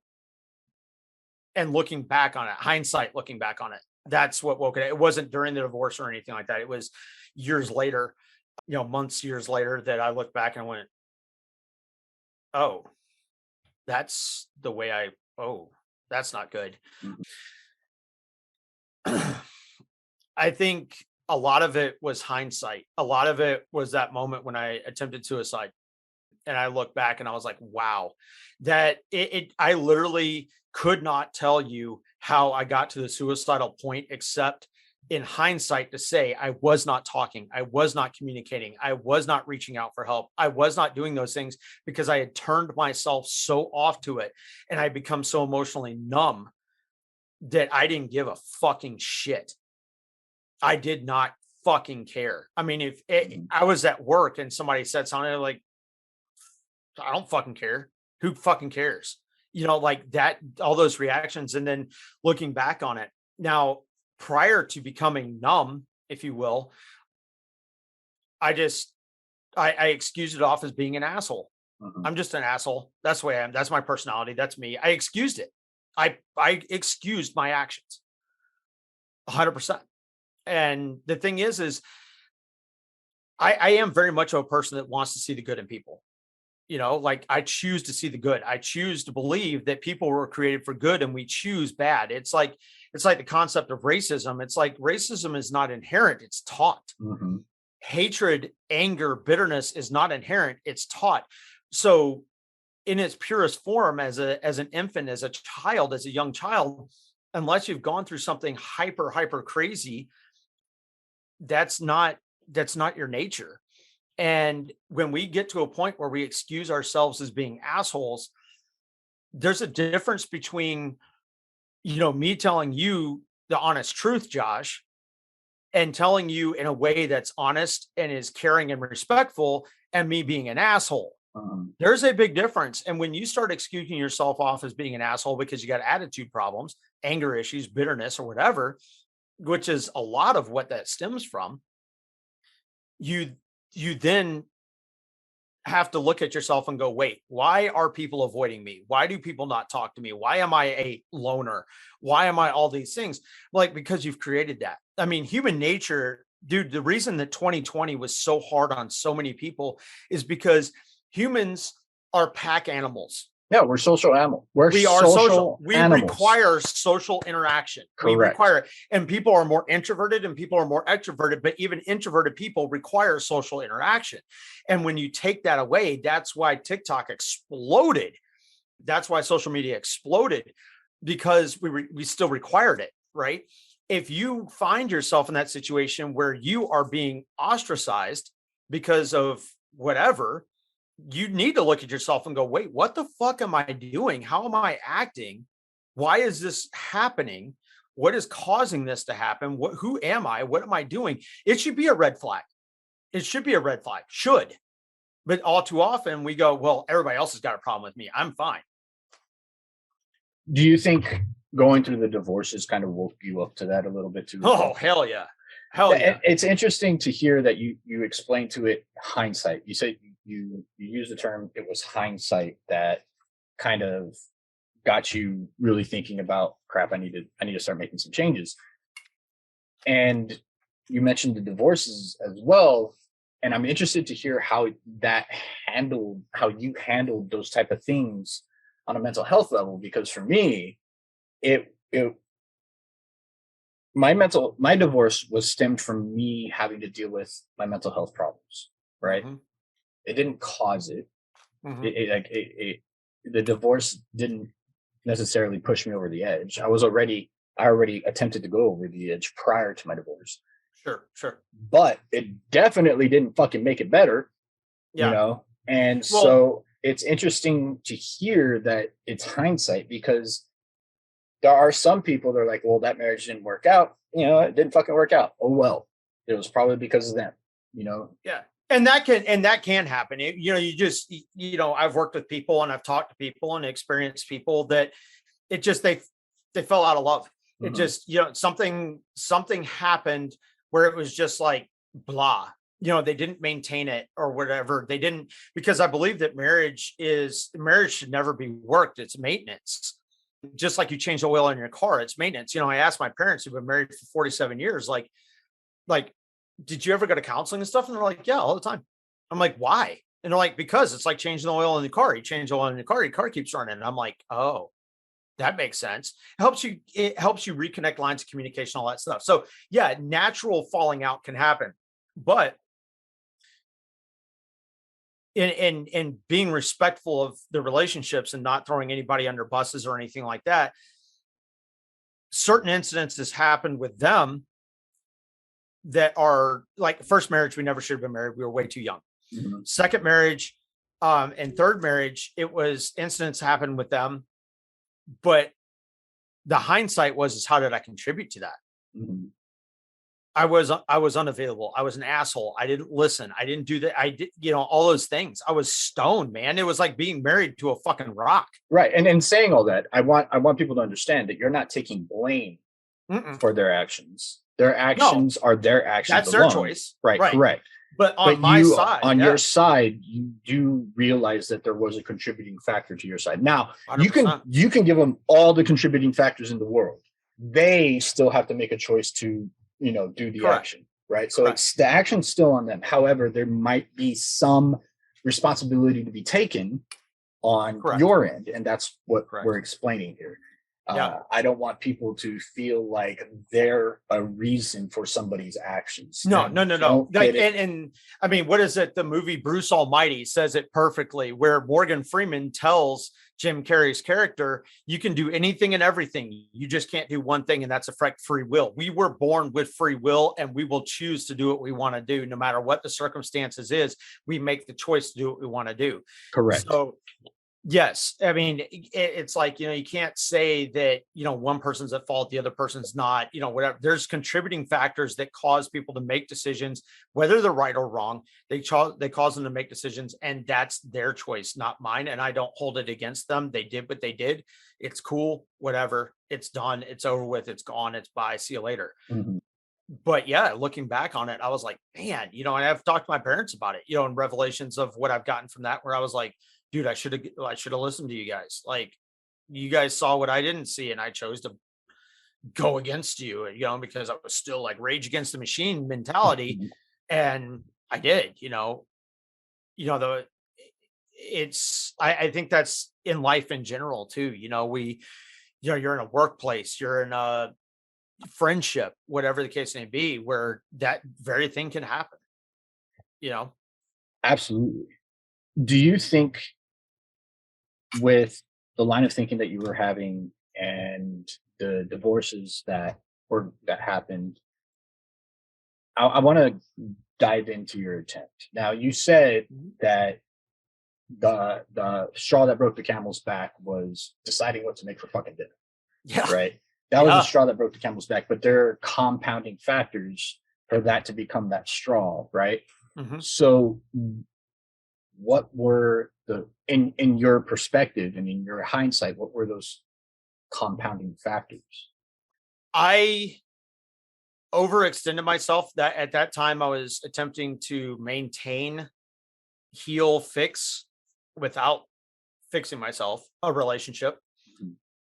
And was going about it all the wrong ways, 100%. I wasn't working on me. I was working on the relationship, which if you're not good for you, then how can you be good for anyone else? Oh, thank you for fucking saying that. You know what I mean? I mean, yeah. People are like, oh my God, I have to have my selfish moment. It ain't selfish, dude. You're being selfish. Good for you. Here's if you ain't good for you, you're not good for me. Look, it is. Let me rephrase. I'm gonna stop. I'm gonna challenge you thinking. It is selfish, but it's like, people hear that term selfish, they hear that word selfish, and it's in a negative connotation. There's a negative connotation when you hear that word selfish. But when it comes to your mental health and your well-being, it's okay to be, this is one of the only times being selfish is a good thing, because when you become the better version of yourself, the best version of yourself, the person that you truly want to become, it's that person you're giving to all those that surround you. And don't do it for anyone else. No, you do not do it for anybody else. No, absolutely not. Because at that point, then you're relying on anybody else or anything else to maintain what you think they are. And people are fleeting and things get old and break. I tell people all the time, if you were left standing on the very top of the world at the North Pole and the world was gone, your brothers are gone, your sisters are gone, your friends, your family, your husband, your wife, your kids, everyone's gone. They're dead. They're gone. Why did you change? Why? Because all of them being gone, you have no motivation to stay that way anymore. Exactly. Why did you change? And that's so I was working on that, and I had made a very sudden move to be close proximity to this person, made a very sudden move, got a new job, quit a very high paying job, got a new job, all that other stuff. And it was just like, I was damaging and breaking myself down at the same time when I was trying to build up something that in the end was not going to work. but in the end also had no value to it in the relationship. And I was not contributing anything to it except to try to maintain something when I wasn't trying to work on myself, when I should have let go and just said, okay, I got to work on me. And if it's right, it will come back. And if it's wrong, it will go away. Right. And when did that realization hit? Was it at that point? Like it was at that point. Okay. It was at that point. And I mean, and I'll go into this, and this is a profound moment for me, and may not be for other people. I have told people this, and it's one of those things, man, like when you go from being numb to being in tune, you start hearing things, and you get to a moment where you're like, okay, the person I'm talking to needs to hear this or whatever. This is one of those moments right now. I'm hearing this in my head. Call me crazy. I'm hearing this in my head. And I'm like, there's somebody that's going to listen to this and going to hear this and go, okay, that's it. So whoever you are, this is for you. So I attempted suicide that late afternoon. It was like 5 o'clock in the evening. I was in my home, choking down charcoal, everything like that. My buddies came out. They were like, dude, they were like 2.5 hours away. So they got there, they stayed with me. They would not leave. My one buddy told his boss, he goes, I don't know when I'm going to be back to work, but I'll be back when Josh is okay. Those were his words. And it was a couple of days later that he felt like, okay, Josh can be on his own for a minute. And I took time off of work, obviously. And I had an epiphany. I had a light bulb moment, and I realized something. And this is where it started to make a huge change for me.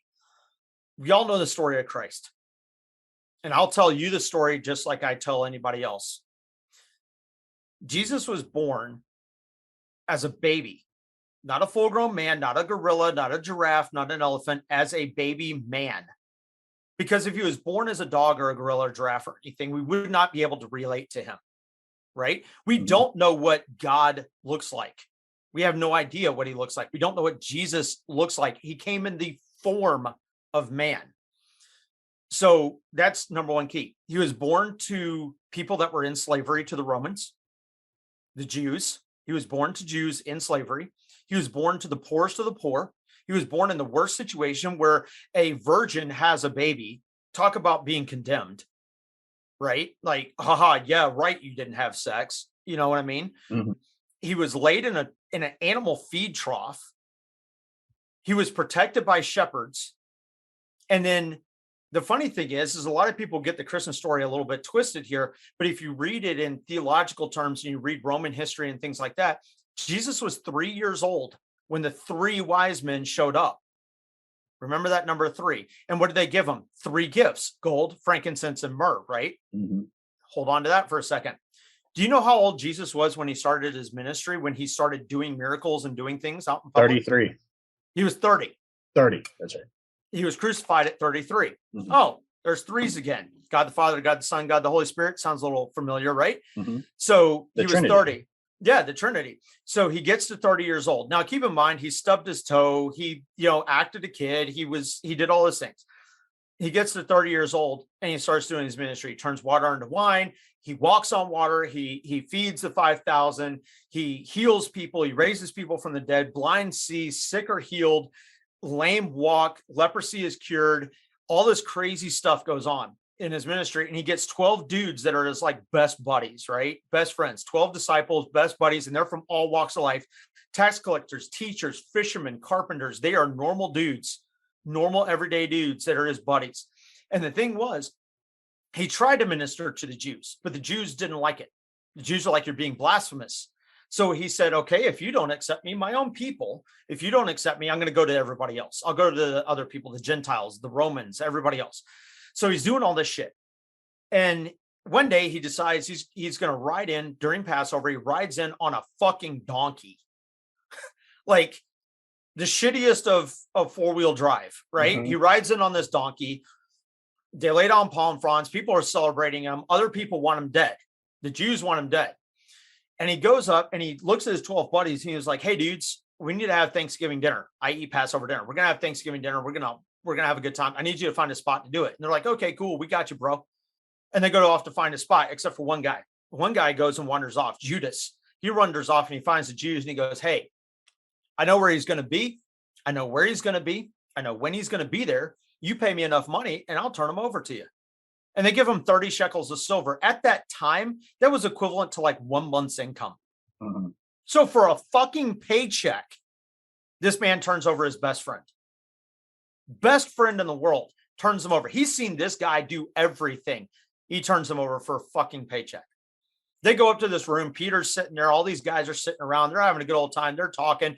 Jesus is washing people's feet. They're a little freaked out by that. He goes, hey, whoever's greatest among you must also be least. Servitude, all this other stuff. It's all cool. They're having a good time. They're drinking. They're having a great time. And Jesus pauses the whole thing. And he goes, hey, by the way, guys, this is my last meal with you. And they're like, what? And then he's like, yeah, this is my last meal with you. And they're like, huh? What do you, dude?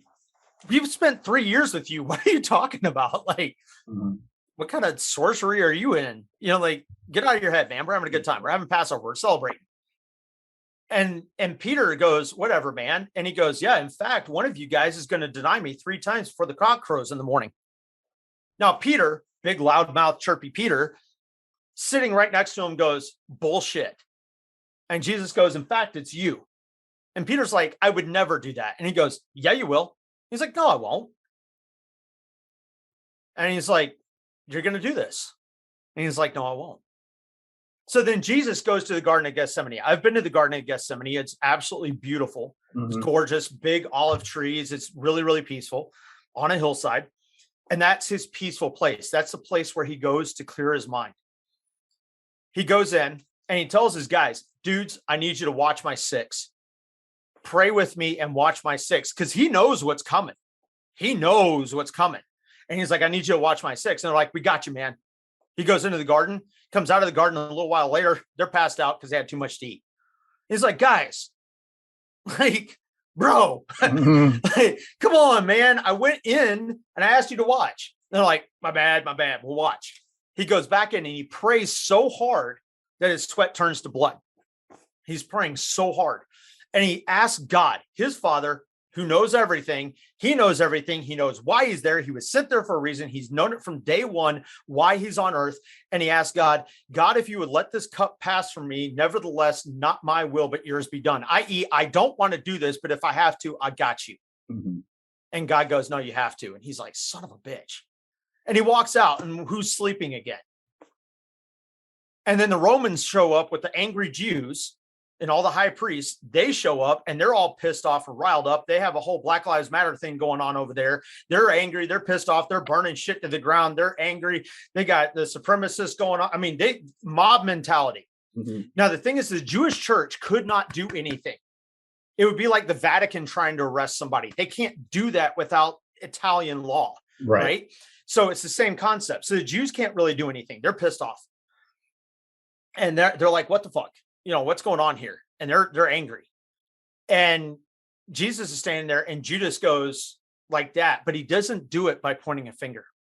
He does it like you and I would do it. Josh, when I saw you, I gave you a huge hug, right?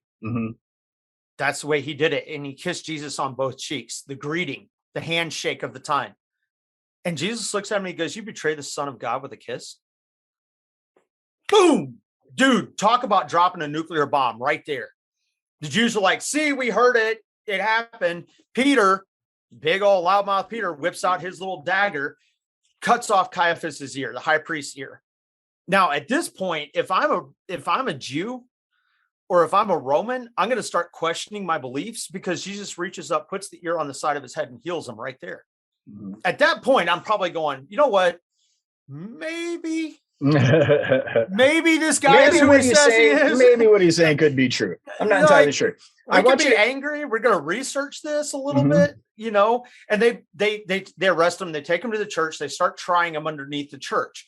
At that time, Peter is asked 3 times, "You're with him. You're part of them. You're one of the dudes." And he's like, "No, 3 times."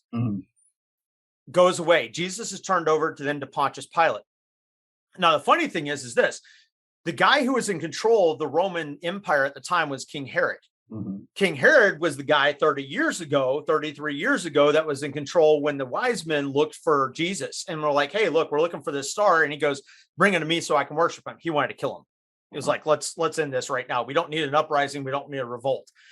So Pontius Pilate's there. Now his wife, Roman history shows this, biblical history, theological history shows this. His wife had actually followed Jesus and was listening to his teachings. So he gets up there and he's like, what do you want? They're like, crucify him. He's like, oh my God. Like, dude, we don't even crucify thieves. We cut off their hands. Like, are you kidding me? Like, this guy's running his mouth. Like, he's a crazy person. What are you doing? Crucify him. He's like, nah. And his wife tells him, don't get involved in this. This is bad for you. So he's like, I'll send him to Herod. Sends him to Herod. Herod sends him back with a letter that says, look, dude, if you can't control your own governing area, I will find somebody who can. So rock, hard place, really hard place. He's right in the middle. So he goes, you know what? We're going to beat him. We're going to beat the smithereens out of him. And they took him to a place where they would beat criminals. And normally it was like 12 lashes with a stick, tear him up a little bit, let him go. They beat him so much that they had to rotate Roman soldiers in and out because their arms were shredded from like just beating him. They beat his chest. They beat his body. They beat everything on him. They did cat of nine tails, which had glass and stone and nails in it. They ripped him to shreds. You being medical, fire, knowing that industry, there's no way on God's green earth that guy would even survive in today's world. No, absolutely not. Like medically, there was no way. No, he bleed out. Yeah, he takes him in front of the Jews and he's telling Jesus, like, why won't you defend yourself? And Jesus is staying silent. And he takes him in front of the Jews and the Jews are like, crucify him. He's like, my God. Like, dude, he's going to die. Like, hello. Mm-hmm. And then he goes, idea, Passover. We release a Jewish prisoner back to the people of their choice. That's a gift from the Romans. And he goes and he chooses Barabbas, huge criminal, rapist, pillager, a scourge to society. Barabbas or Jesus? Give us Barabbas. And he's like, and he asks for a bowl of water and a cloth and he washes his hands and he goes, my hands are clean of this man's blood. Do what you want with them. And they take him to crucify him. Back in the day, if you were convicted to life, I was convicted to be crucified. You would carry the cross member of the cross up to crucifixion point, the Golgotha, the hill of the skull. Mm-hmm. You would carry that for me. They made him carry his whole cross, which they estimate to weigh somewhere around 385 to 450 pounds. This guy's beat. He's bleeding. He barely moved. They're spitting on him. They're throwing rocks at him. They smash a crown of thorns on his head. They're mocking him. They're cursing him. They're doing everything they possibly can. He makes it 3/4 of the way up. He falls down. He can't move anymore. They grab a guy out of the crowd. They're like, you're one of his. Grab him out of the crowd, and he carries the cross. I want you to remember that part for a second. He carries the cross up there. Jesus is up there on the cross. He looks down, and the only people standing there that are on his team are his mom, his aunt, and his brother. The Romans are gambling over his clothes like it's some sort of like autographed baseball. The Jews are mocking him, and he's got one criminal screaming at him, and he's got another one begging him for mercy. And he says, Father, forgive them, for they know not what they do. This bottle did not choose to have Coke in it. Coke was put in it. He said, don't judge this. They don't know what they're doing. The Jews thought they were doing what was right. He was being blasphemous. Mm-hmm. Don't judge the man, judge the action. So he asked God of that. And then he looks up to God. And he says to his own father, my God, why have you forsaken me? My own father, why have you forsaken me? And they pierce his side and water flows out, not blood. Mm-hmm. He was gone. He was gone. And they lay him in a grave. And how long did he stay there? 3 days. That's right. 3 days. Right, and do you know what they embalmed bodies in that time so you could visit them? I did not. Frankincense and myrrh. Ah.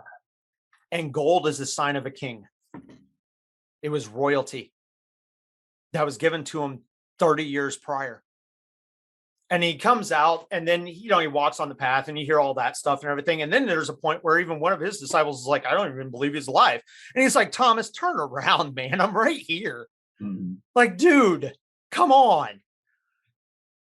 There's a scripture in the Bible that talks about Habakkuk. It was Daniel in the lion's den and all that stuff. And Habakkuk was a prophet and he made a prayer to God and he said, God, I recognize your power. I recognize what you can do, i.e. you flooded the earth, you caused Sodom and Gomorrah, you did all these things, but in your judgment, remember mercy. So what I came to the realization of, all that being said, what I came to the realization of, man, is when I was in all of this, the circumstances that caused or contributed a lot to the last divorce were outside of my control. And she was being manipulated and being told to say things and being told to do things and being bad seeds being put into mindset. Mm-hmm. I literally was like, praying for my enemies is not, God, I hope Josh comes to Jesus. It's praying for my enemies is, I've forgiven them. Father, forgive them, for they know not what they do. And then standing in behalf on them and going, I know what you can do, and I know what you're powerful of doing, and I've turned it over to you, but please remember mercy. Mm-hmm. Because I know what you can do to them. I know you can crush them, but please remember mercy. And in all of that, dude, it came down to this for me. I died on the cross, the most cruel form of death. Dude, the Romans are still accredited with being the greatest torturers of all time. Right. I was spat upon. I was betrayed by my best friend, who then hung himself because he couldn't even believe he did it. I was doubted. I was cursed. I was reviled. I was the poorest of the poor. I was born into slavery. I was kicked. I was beaten. I was spat upon. I was hated. I was reviled. So that no matter what you went through, I went through worse. Mm-hmm. So that you don't have to be a victim anymore. You're not a victim. Stop carrying my cross. When I said carry my cross, pick up my cross and follow me, carry my cross. And this concept applies whether you're a Christian or not. Instead of carrying that cross and crucifying yourself on it and being a victim, put it the fuck down.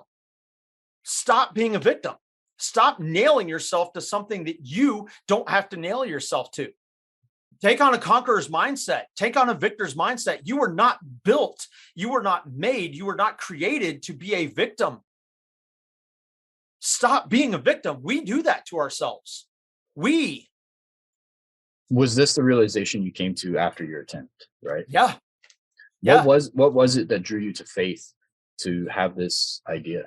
I've always had that. Mm-hmm. I've always had that faith, like Christ died on the cross for me. You know, he saved me from my sins and all those type of things. It then became real. It became real where I was like, dude, I'm not a victim. He's gone through worse. Mm-hmm. He's been through worse. He didn't try to commit suicide. He didn't say, God, if you let this cup pass for me, you know, not your will, but mine be done. And then turn around and put a knife in his chest. He didn't slit his wrist. He didn't take pills. When it didn't go his way, he carried it out. He marched through it. He persevered through it. And he came out on the other side, pure and clean. Like, shit. Why am I acting like this? Why, like, when he's gone through worse, when he's done all that where I don't have to. Mm-hmm. Yeah, it's interesting to hear your perspective on this. And I like to play devil's advocate, right? Yeah. So yeah, for sure. I like playing devil's advocate because it challenges the thinking.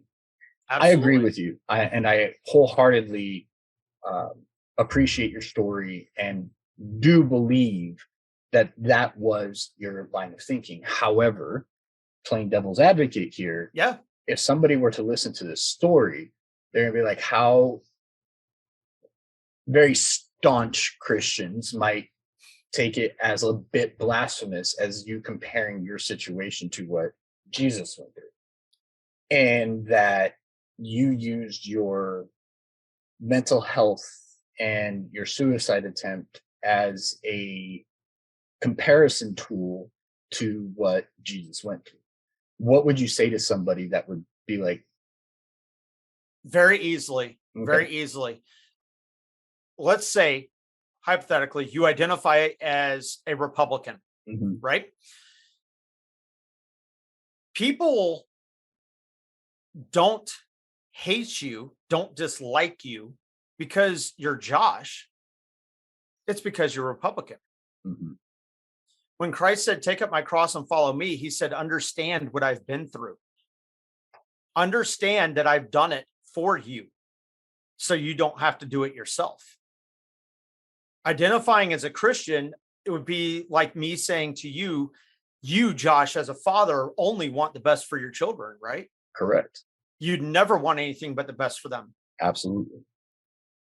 So if I'm a child of God, if you're a staunch Christian and you believe this, and we can go the other side of it, you don't believe in Christianity, we can go to that side of how you can relieve yourself. But if you're a staunch Christian and you believe that, then that means you're a child of God, and only God wants what's good for you. He would never want you to suffer. Right. He never does.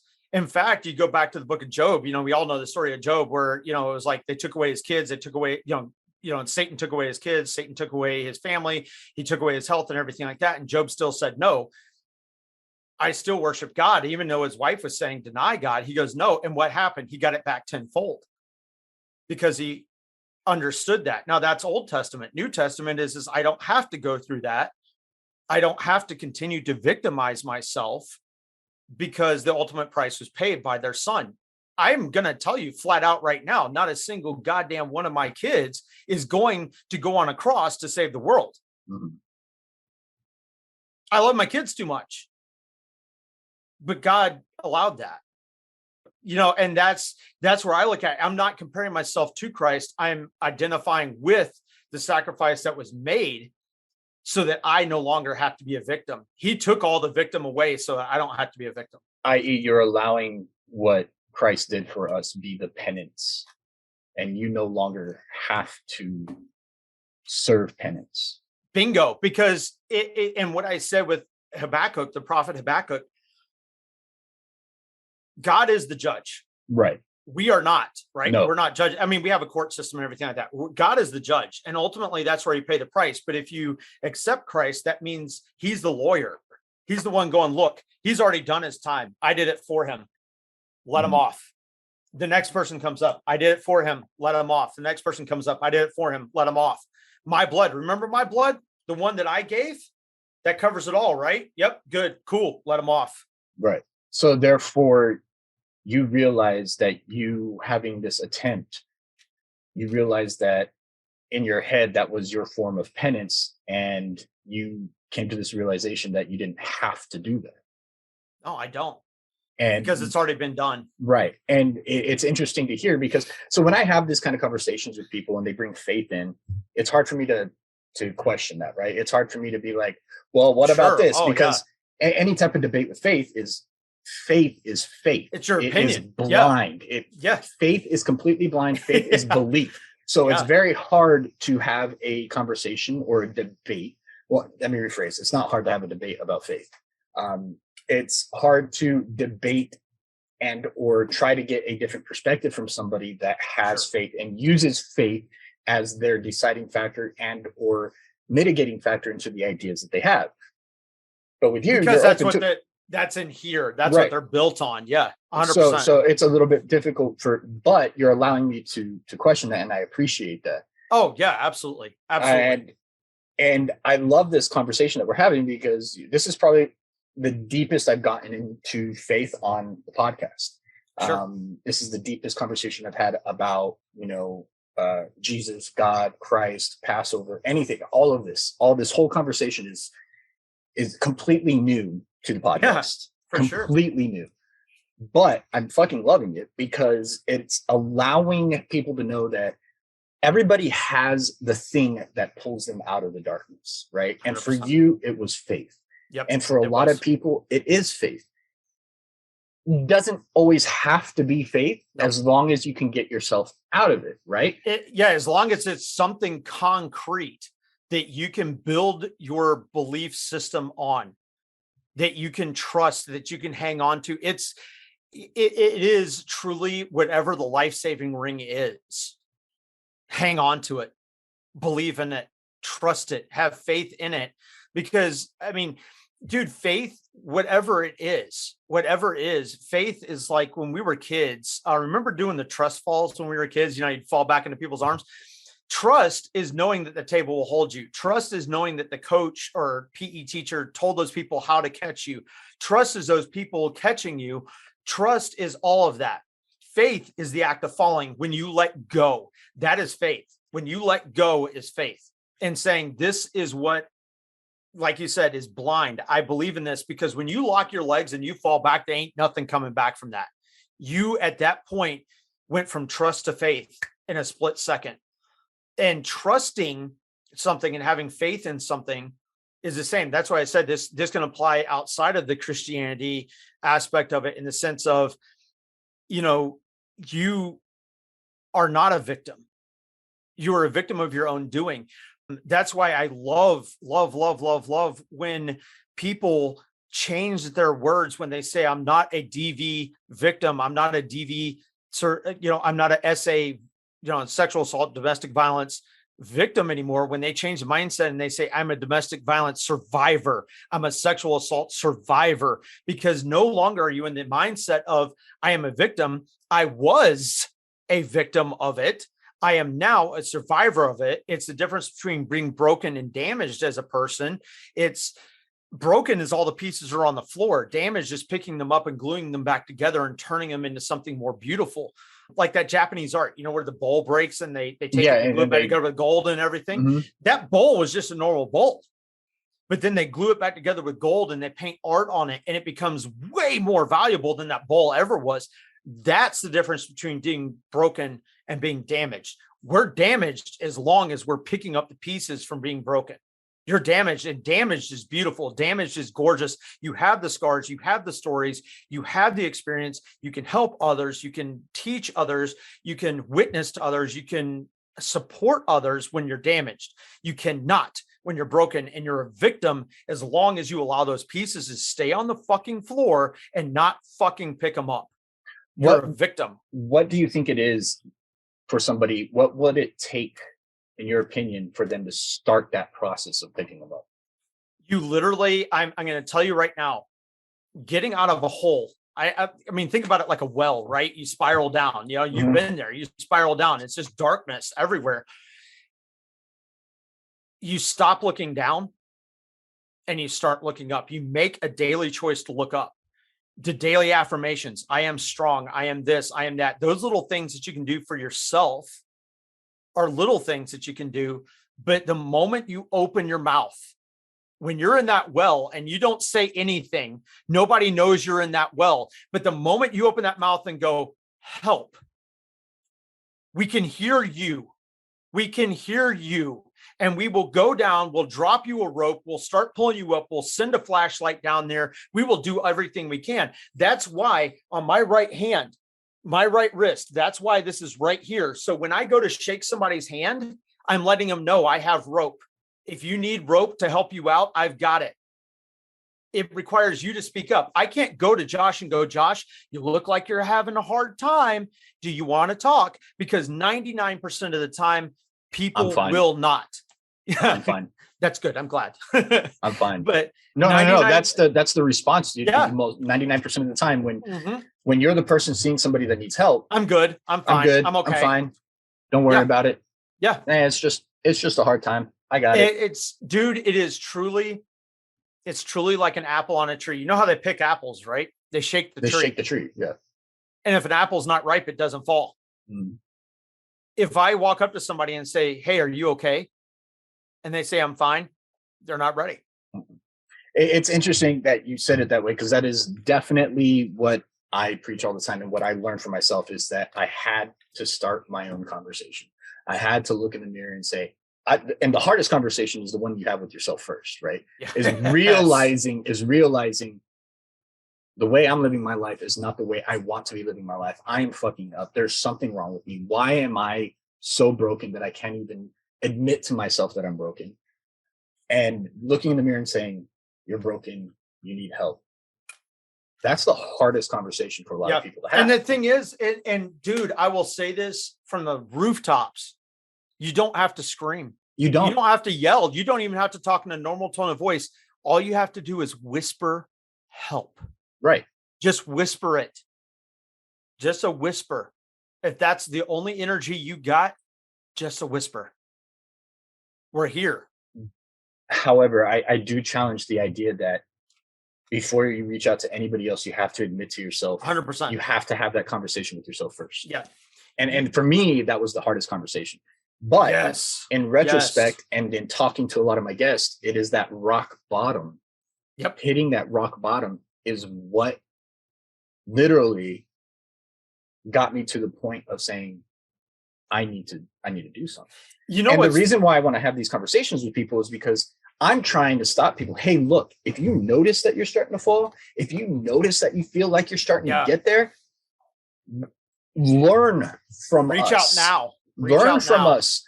Don't hit that rock bottom, because sometimes when you hit that rock bottom, there's no coming back. God forbid. But what we're trying to do here, what Josh and I are trying to do here, are sharing our stories and letting you know, don't make the same mistakes we made. You do not have to get to that rock bottom. Learn from, it's that whole thing. Learn from others' mistakes.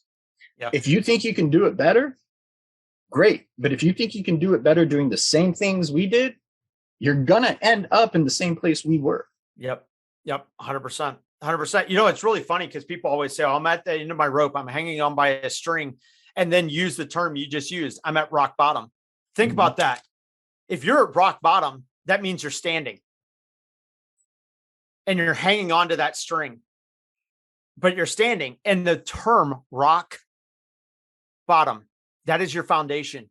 Build on it. Build on that rock. Build on that rock. You are no longer at rock bottom. You're at rock start. You're at rock start. Build there. Build there, because your story and your foundation from what you build off of that is going to help so many people. You have a story to tell. You have a person to help. Dude, I cannot tell you how many lives last year alone. I think I totaled it up. It was somewhere around 23 or 24 lives where I ended them instantaneously, told them, the people in my life, to call me. I have one guy, I was on FaceTime for fucking 2.5 hours with a 9mm sitting next to him in his hand. And that guy is on TikTok and helping hundreds of people now. And I'm like, I didn't do a damn thing. No, I just listened. I talked to him and I listened. He's the one who picked himself up. He's the one who built himself up. He's the one who decided to climb the rope. I just extended the rope. He did it, not me. Not a single goddamn thing did I do except to say, hey, I'm here, man. Here's my hand. Here's my hand. I'm here. But he chose. He chose to allow. He chose to allow your hand being extended to mean something to him. He's the one that found the power within himself to allow it to mean something. Sometimes that rope is us, our stories. Sometimes that rope is us listening. Sometimes that rope is giving you a different perspective. But that rope is literally there. It's dangling. It's there. It's up to that individual to take. And that's why when somebody tells me, you saved my life, or you helped save my life, it's like, I didn't do it. I was just there. I was there. I gave a different perspective. It was on you. It was on you to make the choice to allow the words, to allow the rope to be there and to use it. That was your choice. That was your power. You had more power in yourself and more strength in yourself than you fucking realized. Yep. Don't diminish it and don't give it away to somebody. Don't give it to me. I wasn't the power that was inside of you to reach back up and grab my hand or to grab the rope. No. I wasn't that power. You were that power. Well, don't diminish yourself. I equate it to the Coast Guard all the time. The Coast Guard is always praised for saving people off of ships. I'm like, yeah, but the person had to get off the fucking ship. They chose to get into a little rescue basket. They chose to get into the boat and get off the ship that was sinking. You got off the ship. You got off the ship. You found the strength within yourself to get off the ship. I just brought the helicopter and the boat to help you. That's all. That's all I did. I said, here's the boat. Here's the helicopter. Because the funny thing is if you're the captain of your own life, you're the captain of your ship that's sinking and you chose to get off of it, I could literally turn the controls of my boat over to you and you could probably do a better job than what I am. I guarantee you're going to do a better job because it's your life. It's your life. You're going to do a better job piloting that boat out of that storm and getting back to dry land. I just gave you a boat. That's all I did. I said, here's your way out. Here you go. Here it is. That's why I say in life coaching all the time, every single client I have, the very first conversation I have is, I'm taking you to Home Depot. I'm going to show you all the tools. I'm going to buy all the tools for you. And then I'm going to take you home and show you how to plant the garden. Now, if you choose to use your hands and a fork and a spoon, that's your fault. I got you all the tools. The tools are yours. I can't make you use the tools. I can teach you how to use them. I can show you how to use them. I can demonstrate how to use them. I can give you all the instructions on how to plant the garden, but that's up to you. That's where, like what you're saying, the very first thing you got to do is be honest with yourself. If you're going to therapy, if you're going to a life coach, you're going to counseling, whatever you're doing, you're seeking out friends to talk to, whatever it is, you will never help yourself. You will never heal. You will never repair those broken bones and the broken, spirit, the broken emotions, the broken mental attitude. You'll never repair any of those unless you're honest with yourself, because then you can be honest with them. Mm-hmm. And you can say, I am fucked up. I am struggling. I woke up this morning and it took me 45 minutes to get out of bed because I couldn't find it in me to get out of bed, but I got out of bed and I don't know why it took me 45 minutes. Help me. If you can't tell yourself, you can't look in the mirror and go, Josh, I'm not doing okay. You can't tell anybody else. No, you can't. And you might be able to physically say it, but you're not going to get the help to say it. I tell people all the time, there is no point in going to therapy or counseling or anything like that if you can't be honest with them, because first of all, they're paid not to judge you. Secondly, they don't go home and talk about you, patient-client privilege. Yeah, exactly. They don't do that. They don't go home to their husband and go, oh my God, I talked to this guy, Josh, and man, is he fucked up. They can't do that. You go to them to spill it. The only time they're contacting anybody else is if you want to commit suicide. That is the only time. If you want to commit suicide or harm others, correct. Yeah, or harm others. That's it. Otherwise, they are talking to you and they don't judge you. Be honest with them. If you can't be honest with anyone else but yourself, be honest with them. Spill it, because they cannot help you. They cannot help you unless you've done that. You have to do that. It would be literally, honest to God, it'd be literally like calling Grubhub and going, I want food, but not providing payment, not telling them where to go. Do you think they're going to show up to your house with food? No. That's what you're doing to yourself if you can't be honest. I reached out for help. Well, were you honest with yourself? No. Then how? And that's something else that you brought up a good point. I reached out for help. Now, help looks different to a whole bunch of different people, right? Yes, it does. And unfortunately, some people think that the help that they need is not necessarily the help. Let me rephrase. The help that they want is not necessarily the help that they need. 100%. Right? And you have to be very careful when you reach out for help and what response you get, and internalizing that as, well, that didn't They're not helping me. Right. Yeah. Well, all my mental anguish is as I've gotten this, all my mental anguish and everything else is coming from finances. Can you send me some money? And it's like, look, one, I don't know who you are and I don't just send money to anybody. Okay. Two, I completely get and understand being in a financial struggle and how that can affect you mentally. I get that. I 100% get that. I am not diminishing that in any way, shape, or form. However, what if I get you in touch with a financial coach? Or a job recruiter. Let me get you in touch with them. That way, you can start working on this issue. Well, no, that's not what I need right now. Well, no, you want money. What you need is, to get yourself out of this hole. And that is not an automatic fix. Mental health is not an automatic fix. You are not going to find something or someone that you're going to talk to, and all of a sudden everything's going to be okay, because guess what? Your mental health is on you. You have to do the work. You have to put in the blood, 100%. Sweat, and tears. You 100%. Will not become stronger for yourself just by looking at somebody saying, I need help, having them give you what you think you need, because you didn't fix the underlying issue. I have had so many clients, because I do a lot with like career coaching, helping you break out of that. Like, I'm a supervisor, but I want to be a manager, but I get passed up for interviews every time. Like, why, all that kind of stuff.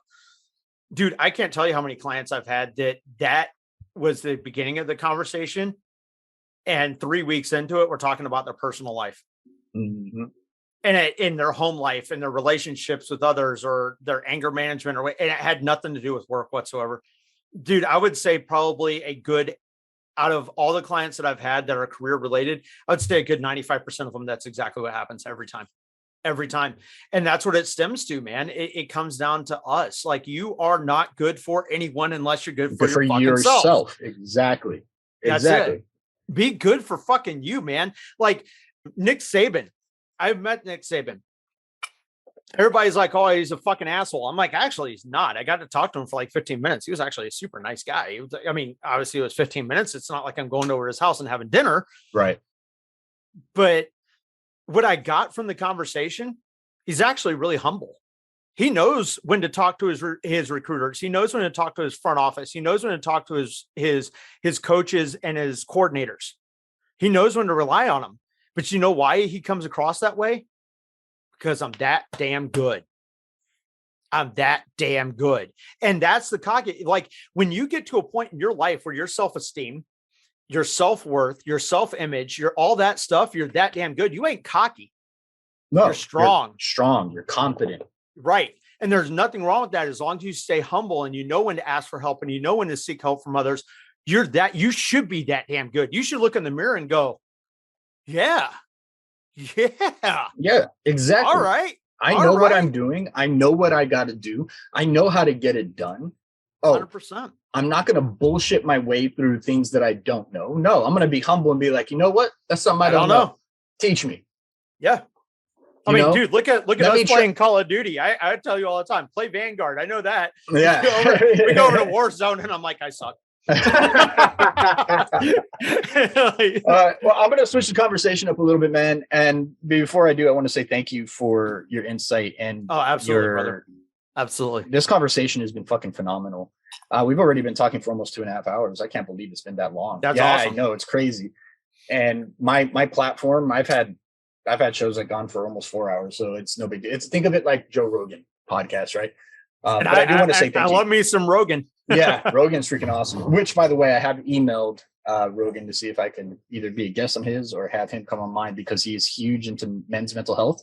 Yes, and he is. Like, he's had David Goggins on, which, God, if I could get David Goggins, that would be amazing. But anyway, I do want to say thank you for your insight, brother, and everything else, man. Having somebody with your background and being open to talking about what you've been through and everything else means a lot. We're going to jump into something that is a little bit juvenile, because we've already said it was juvenile. I farted yesterday. Yeah. Why the hell did you get on to TikTok and on social media as a 30-something-year-old kid? Oh man. All right. So I have 2 kids that are on TikTok, and my daughter was Dad, get on TikTok. Dad, get on TikTok. I'm like, whatever. And then a couple of friends are like, oh yeah, man, do you see this on TikTok? Do you see that? And they'll send me the links. I got on TikTok in the end of February, beginning of March of 2020. And part of it, what it morphed into for me, was different than why I started. I started on it. The very first video I recorded, I was the head of security for a country club dance, big, huge bar, massive bar in Illinois. And the first video I did was a Luke Combs song. And I set my phone up on the bar and it got 35,000 views. I was like, what the fuck? I'm a dude wearing a cowboy hat and a plaid shirt. I guess that works. Right. No ring light, no nothing. Right. And kind of just started making some other videos, like just lip syncing, doing what everybody else is doing pretty much. But it morphed into an escape for me. So I'm going to shout out a couple of creators here, but because of what it did. So Scott D. Henry, JT Laybourne, Blue Eye Darkness, and a few others, I would literally save their videos because I was going through chemo treatments for chronic myeloid leukemia in 2020. I went through 10 months of treatments for that. And while I was going through treatments, while I was laying in bed, like fucked up for 3 days, I would watch their videos. And that's what helped me get through a lot of it was entertainment. It wasn't mindless TV. I could scroll through stuff. I could see stuff. Blue Eye Darkness does cosplay, so that was fun. And there's a couple other people where I have very, very luckily and very, very fortunately been able to actually tell them to their face, like, you got me through hell. I met guys like Donnie Bentley and Eric King and Matt Merrill and John Collins and stuff like that. These guys are the ones that got me through it. I would watch their videos and it would get me through, and it just became something fun. And I realized, like, I really like motivating people. I really like giving motivational videos, and I am goofy and weird. So I do like the weird pickup line videos I've been doing recently, but the motivational videos and helping pick people up because of mental health thing. And I knew in 2020, mental health for everybody was struggling. It was struggling hard. And that's how I got into it, man. And now it's turned into a monster that I mean, podcast. Now I have my podcast. I have, merchandise and stuff like that, an app coming out. I've been in music video. I've got acting stuff I'm getting into. And it just kind of just exploded into something, being on the board of Spread the Cheer, being able to do the events and stuff like that. It's just exploded into something that I absolutely love. I absolutely love what I get to do. And it's freaking awesome. It's crazy. Everybody that I've talked to about why get on to social media, TikTok specifically, the social media in general, is like, I didn't get on for it for the reason that I'm on it now. Right. And it's the same story with me. I got on it to promote my podcast. Right. Yeah. And then it turned into me sharing my story because there was people sharing their stories. Yeah. Ed Dudes, Tia B. Stokes. Yeah. TR Jones. Yeah. And others that when I was going through it, I was using alcohol at the time to kind of numb the pain and cope. And watching some of the, addiction advocates make their videos and saying, hey, you can get through it. I made it through it. You can get through it. You don't have to. And that helped. And, she's no longer a friend of mine. We've had differences, but I will, that aside, Morgan Mott, she pulled me out of the darkness, man. Her videos literally helped save my life when it came to using alcohol as a suppressant, and her and I disagree on things, and then we're no longer on that level anymore, but I will not take away what she did for me. What it did, right? Yeah. I'm not going to take that away. I'll tell you, man, I got to mental exhaustion with my treatments on my fourth to last treatments with 3 treatments left.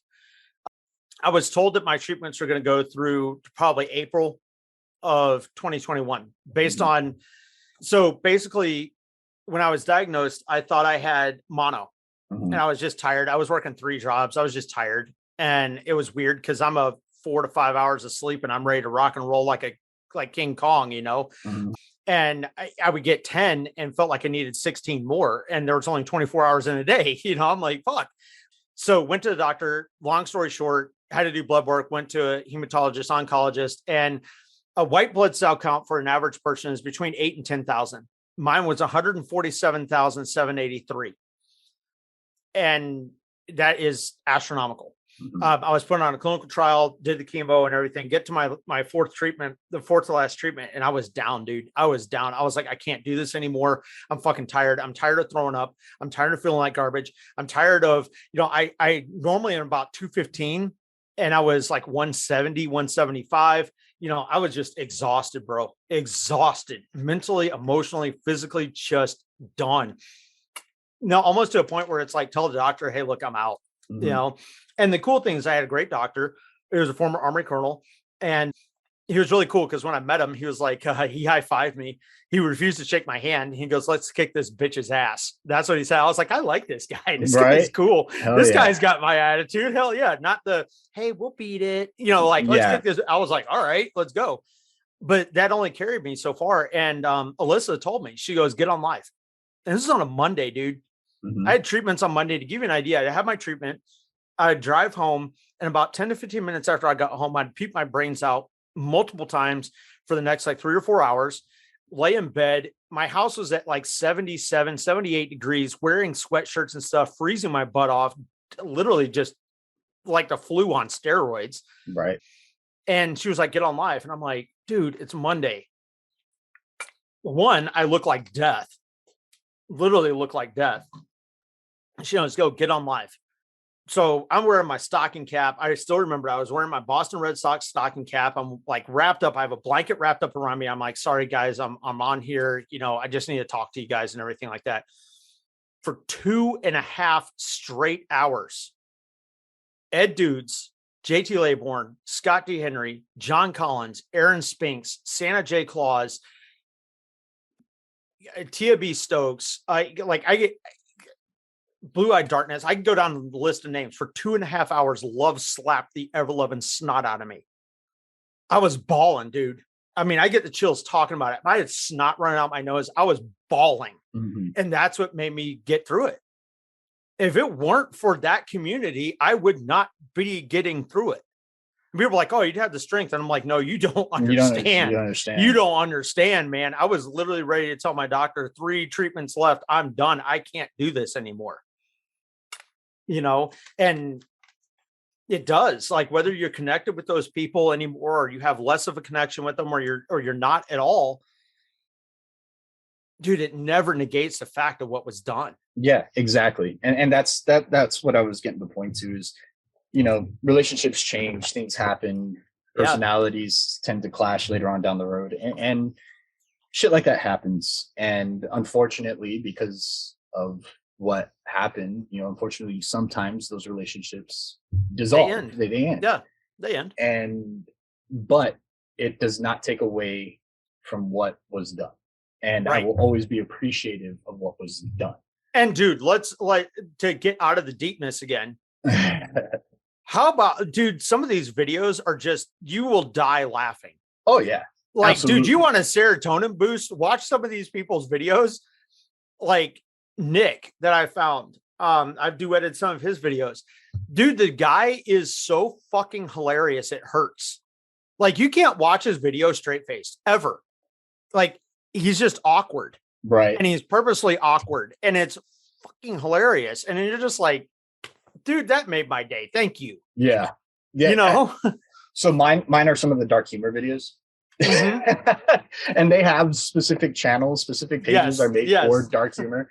And, you know, for me, being in the realm and what I do and everything, and like, it helps with all that stuff. So it's crazy how this thing, TikTok, used to be Musically or whatever the fuck it was.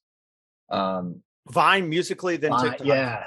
It's amazing what it has done for people. I have met some of the most amazing people, the most amazing personalities. Some relationships have stuck, others have, you know, they faded, and that's fine. But it still has helped me grow as a person.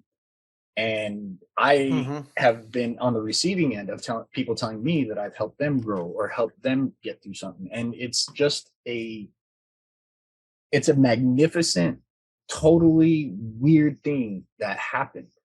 And that's the best way it just happened.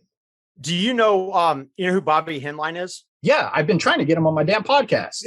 I'll contact him for you. Please. He's a friend of mine. Yeah, he's a friend of mine. I met him at the Vegas Invasion. He said he would do it. I reached out to his manager. We actually texted a couple times, but then all of a sudden ghosted. But no, I actually bothered him at lunch.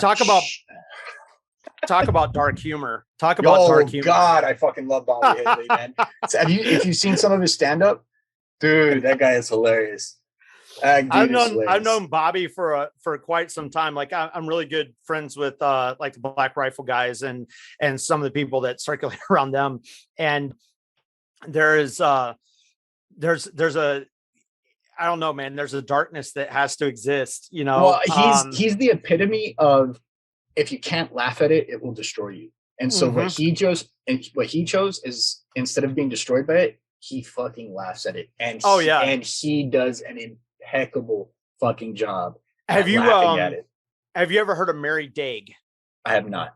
She goes by Wonder Nubs on social media. Wonder Nubs. Mary Wonder Nubs Daig. She was an EOD tech, and she had her arm above the elbow on both sides blown off from dismantling an EOD in or an IED rather, in Iraq. She was in her bomb suit, and it burned her and all sorts of stuff. She lost both of her arms. the first time I got to really hang out with her and become friends with her and whatnot, she was wearing a black t-shirt that had neon green writing on it and a T-Rex, and it said license to carry small arms. I fucking love it. It got worse. She needs to be on the podcast too. I'm gonna use you as a connection. You're gonna have her husband's an EOD tech as well, which is crazy. I'm like, dude, you guys are both suicidal. Like, what is wrong with both of you? So we're standing there and she goes, you know what's awesome? And I was like, what's that? She goes, I play Xbox, I play Call of Duty, and I play games with my feet. And I'm like, shit, man, that's talent right there. I mean, I don't care who you are. She goes, it's funny when little kids talk smack and stuff like that, because I'm like, haha, I'm beating you and I have no arms. And she goes, that, you know, and I laughed. We laughed. We thought it was funny. And then she goes, you know what's even better? I was like, what's that? And she goes, let me tell you a secret. I'm like, okay. She goes, I'm probably the only woman that can say they can nub off their husband and give him a blowjob at the same time. I'm like, oh my fucking God.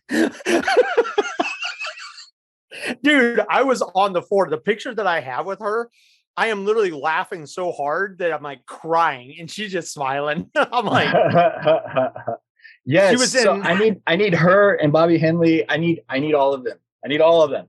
Because I'm sure they have some amazing stories to tell. They do. And they're finding great people. Finding their path to that would be a great story to share. She's awesome. She's a great human being. If you get a chance, watch Range 15, the movie.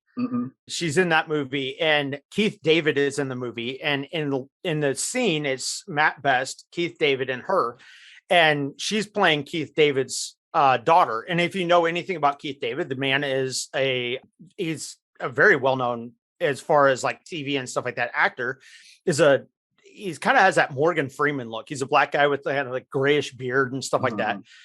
And at one point, Matt takes a set of keys off of the desk, which is ironic because Humvees don't require keys.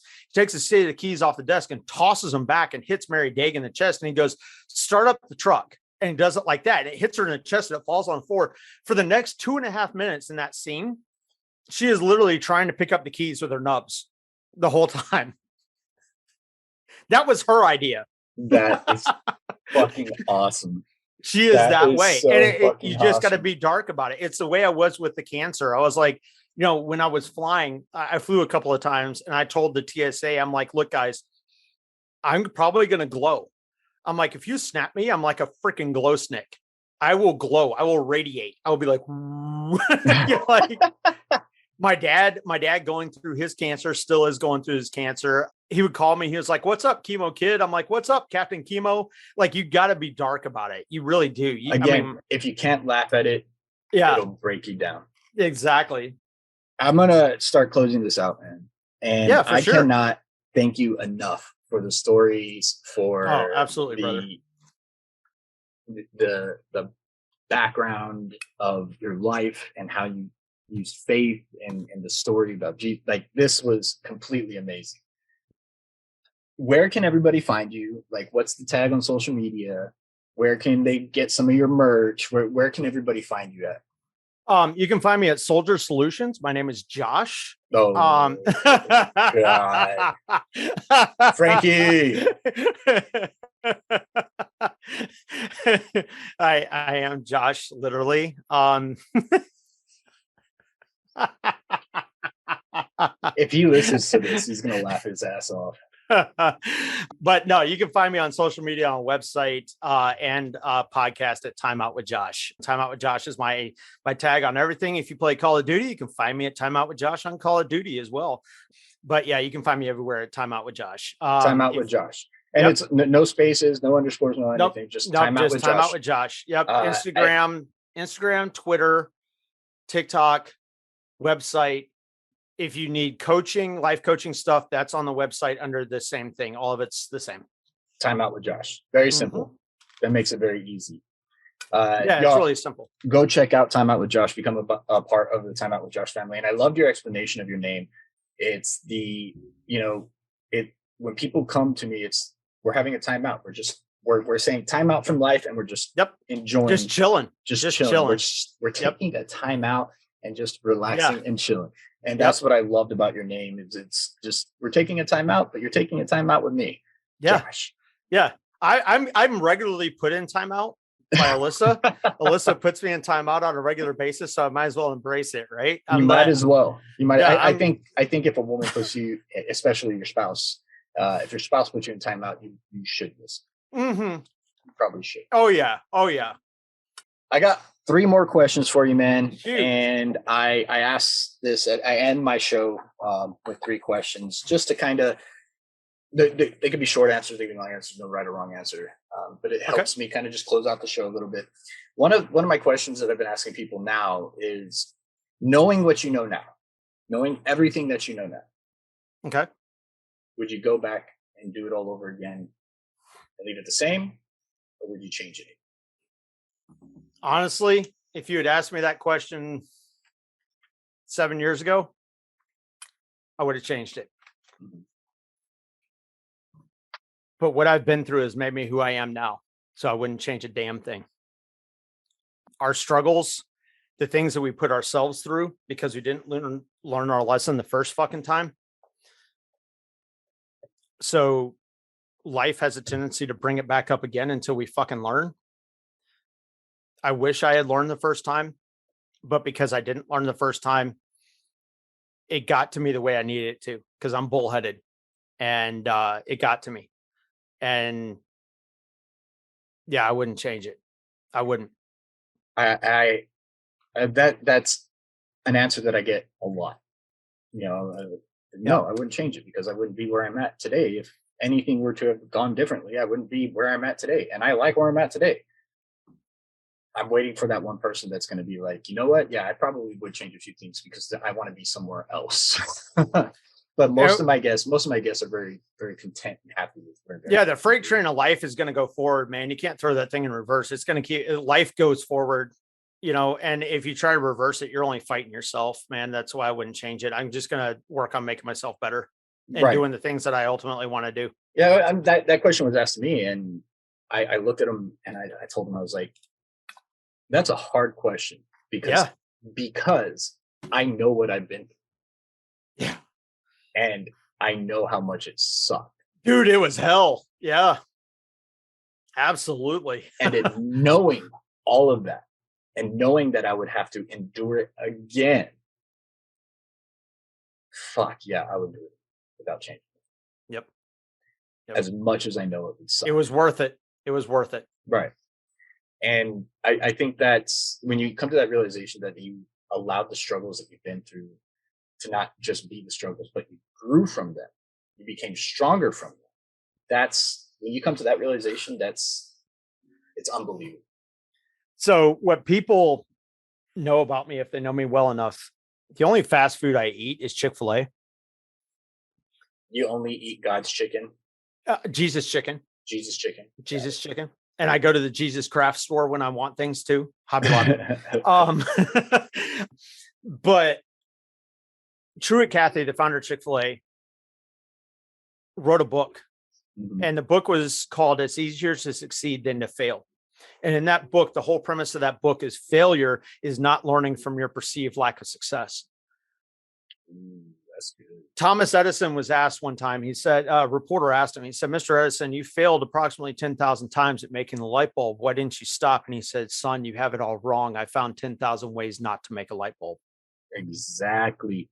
And Michael Jordan, he said something to the effect of, everyone says I'm the greatest, but they didn't see the 1,000 missed shots to every one I made. 100%. And he's just like, I learned how to make the shot. Yep. What you're seeing is the product of failure. Yep. The greatness you are seeing is the product of failure. And failure, not allowing the failure to stop me. Exactly. Failure is not learning from your perceived lack of success. If you learn, you've succeeded. Correct. Dude, you are not God. Everything ain't going to be perfect, man. You are going to fail. But if you learn from it, you did not fail. You got up, you brushed yourself off, and you moved on. You are never, ever, ever measured by how many times you get knocked down. You're measured by how many times you get back the fuck up. Right. Exactly. Like it's that whole TikTok sound in Rocky. Life's not about how hard you can get punched. It's how hard you can get punched and keep moving forward. Yep, exactly. And it's the most truest thing that I believe a lot of people I don't want to say a lot of people, but I believe deters people from continuing. Right? 100%. Because it hurts. Fuck, Yeah. I don't want to hurt again. Well, sometimes you got to go through pain to get stronger. It's just the way life is. If you were born strong all of a sudden, great. Yeah. But I can guarantee you anybody that wants to become stronger doesn't just look at a barbell or look at a 50-pound dumbbell and go, God, I wish I was stronger. There's a dumbbell there. I can probably use that to get stronger, but I'm going to continue wishing that I can get stronger instead of using that, because if I use it, I'm going to probably be tired. It's going to hurt. I'm going to get sore. I don't know if I want to do all that, but man, I really do want to be stronger. Mm-hmm. Well, you're not going to get stronger if you don't pick it up. No, I mean, you look at the people that have had an easy life, they're mush, man. They're mush. You look at the people like the Steve Jobs, who said the best thing that ever happened to him was getting fired from his own fucking company. He started Apple. He built Apple. He got fired. What did he do? He created one of the greatest, biggest, and most successful animation companies in the world, Pixar. Mm-hmm. Who bought him? Disney. Who came back to him and begged for him to come back to his own fucking company? Apple. Mm-hmm. I mean, there's a real life walking example. Yep. Real life walking example of it. He said, "Oh, it's going to get me down." No, it's not. No. I'm going to create Toy Story. Fuck you. And that was something that I had to go through personally, which about that backstory, and which I'm in the process of doing now. I'm not going to allow it to defeat me. The mission's more important to me than what happened. So 100%. Anyway, my second question, brother, for you is, do you have any questions? How big is it? 8 inches. Full staff. I was talking about your garden gnome. 8 inches, full staff. Okay.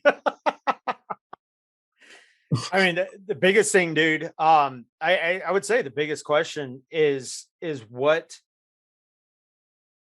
like, because you and I came from the same spot, and you and I have talked about this, but I think more than anything, I want everybody else to hear it, is what makes you get up? What makes you get the fuck out of bed and say, today is different, today is new, I am taking it on? What makes that happen? Because that is one of the hardest things for anybody in the hole to do. So that took me a long time to find, right? It used to be my kids, used to be my marriage, used to be money, used to be wanting to help other people. Like, it used to be all these things that had nothing to do with it. But I perceived it as it has everything to do. I want to make sure that I give my kids everything, or I want to make sure that my wife's never upset, or I want to make sure that I have all the money in the world, and that way that my family never has to, fret, and I never have to fret. And I'm thinking all these things mean that I'm waking up and pushing forward for something that's for me. No, it wasn't. It was a perceived idea of it being for me. And those are just things. I can't control whether my kids look at me and think I'm a good father. I can't control whether my ex-wife looked at me and thought I was a good husband. I can't control how many hours, no matter how hard I work, and what I can do to get as much. I could have $1 million in the bank and still not feel like it's enough. Mm-hmm. I wake up every day now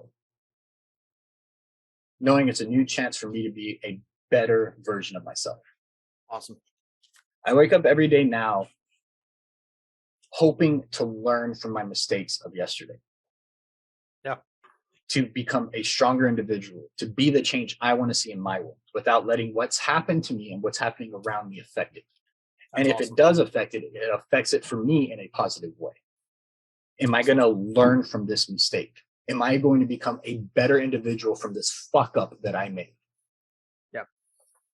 And it's not easy, because I'm a human being and I still fuck up, and there's still a lot of trauma that I'm working through.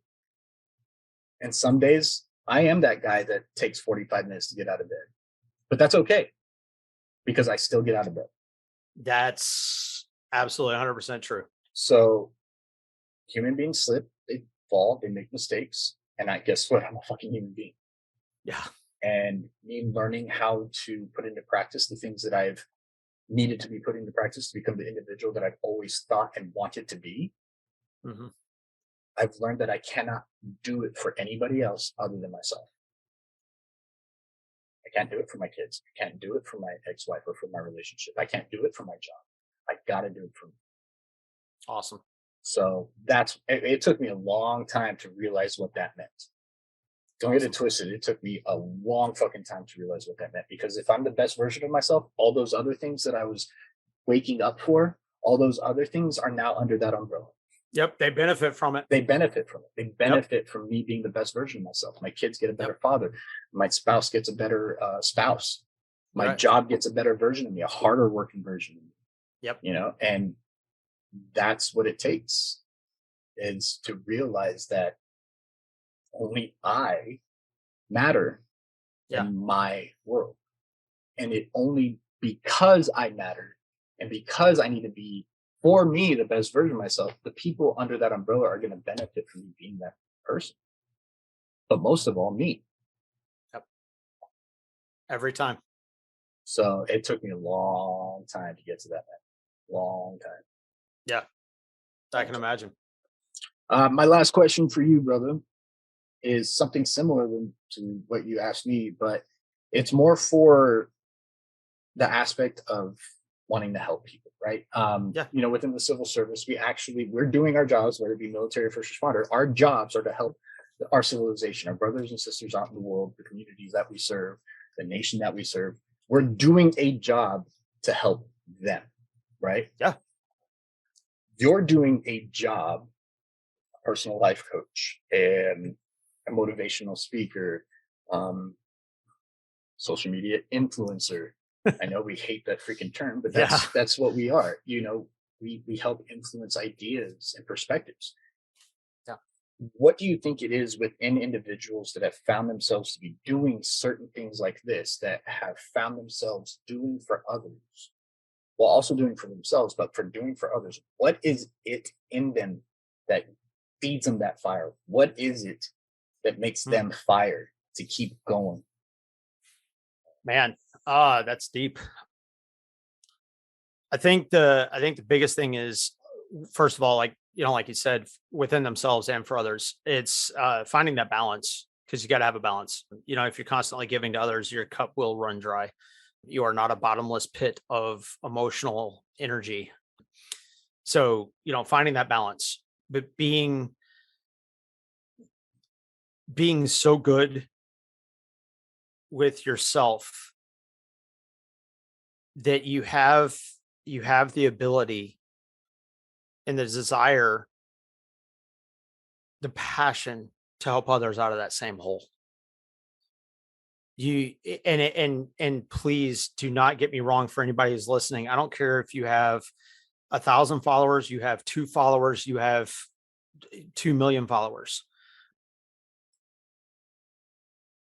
It's like I told a girl last night, we were doing a TikTok battle last night, and she's one of my followers, and I think she has 1,200 followers. And I was like, I want you to realize something. She goes, what's that? And I was like, do you realize that 90% of churches, 90% of hotel ballrooms, meeting centers couldn't hold the amount of people that follow you at 1,200 followers? Josh, what are you at? 45. Most baseball stadiums couldn't hold your followers. Mm-hmm. I'm at almost 90. No football stadium can hold my followers. You look at somebody who's got 2 million followers. A rock star couldn't get 2 million people to show up to one location to listen to them. Yet they're on social media affecting 2 million people daily. It does not matter how big that size is. Those people are following you for a reason. You have a story to tell. You have an example to give. You have a nugget of wisdom that may bypass thousands and thousands of people, but there's that one person There's that one person that's listening to this podcast. There's that one person that's watching a What Makes Us Fire video. There's a one person that's listening to a motivational, not even the person that's talking, but they chose an audio. There's that one moment. There's that one moment when you're fucking vulnerable.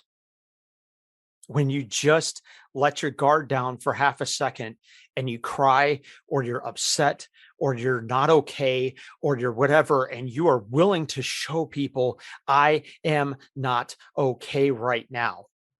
I am human. I am not a superhuman. I'm not okay, or I'm passionate about something, or I'm fighting for something that can drive change. And your ability to embrace that acceptance of change in yourself allows you to bear witness, if you will, allows you to speak about that. And if it helps one person, that's all that fucking matters. That's all that matters. And the thing is I have had, Josh, at Vegas, bro, I have one of the most emotional moments in Vegas when I had an individual walk up to me and they hugged me and literally started bawling. And I was like, what? I don't have anything sharp in my pocket. I'm not trying to hurt you. But they literally said to me, you have no idea what you've done in my life. And I don't. Mm-hmm. They told me. I had no clue. And I still don't know because I'm not inside of them. I don't know the magnitude. I know that it was a huge impact. I had no idea. And dude, I'm not fucking joking you. They follow me. I don't follow them. I didn't know who they were. And they, by their own admittance, I come into your lives and I'm quiet. I don't say anything. I just listen. Mm-hmm. I watch your videos. I don't comment. I like your videos. I don't comment. Whatever. They said it. I'm sorry for not commenting. I'm like, dude, no, that's fine. You can sit and listen. That's okay. Mm-hmm. But I didn't know them. I mean, they told me their handle and I was like, I don't know. I had to look them up. You never know. And in the moment you embrace the fact that the world is bigger and everyone is bigger than you and your story, and you allow your little story to be told, and you open up enough for your little story to be told, you have no idea what kind of effect it can have on somebody. God forbid somebody is in that same homeschool program I was and listens to this and they go, holy shit, I can get out. Yeah. Or, they listen to your podcast and they hear, another guest talk about how they went through their mental struggle and got out, and they go, oh man, I identify with that. That one person listening that you may never meet, that you may never know, they may live in fucking Ireland. Mm-hmm. You've done something. Little ripples create tsunamis. Don't ever underestimate your little ripple. And the moment that you're a creator, you're an influencer, you're a podcaster, you're a whatever, and you do that, dude, I'll call out Chef Adam Libby on TikTok for a moment. That dude is amazing. He has Down syndrome. He gets up and he makes his videos on cooking, and that guy warms my heart so much. We've become friends. I'm so happy for him that he won. Yeah, so am I. But tell you what, dude, that kid has got so much love and energy. Nate the Great, Logan and Boo, like you can go down the list and you sit there and you go, man, if these guys with what we would perceive as physical disabilities, which they have turned into abilities, mm-hmm. can do this, why can't I share my story?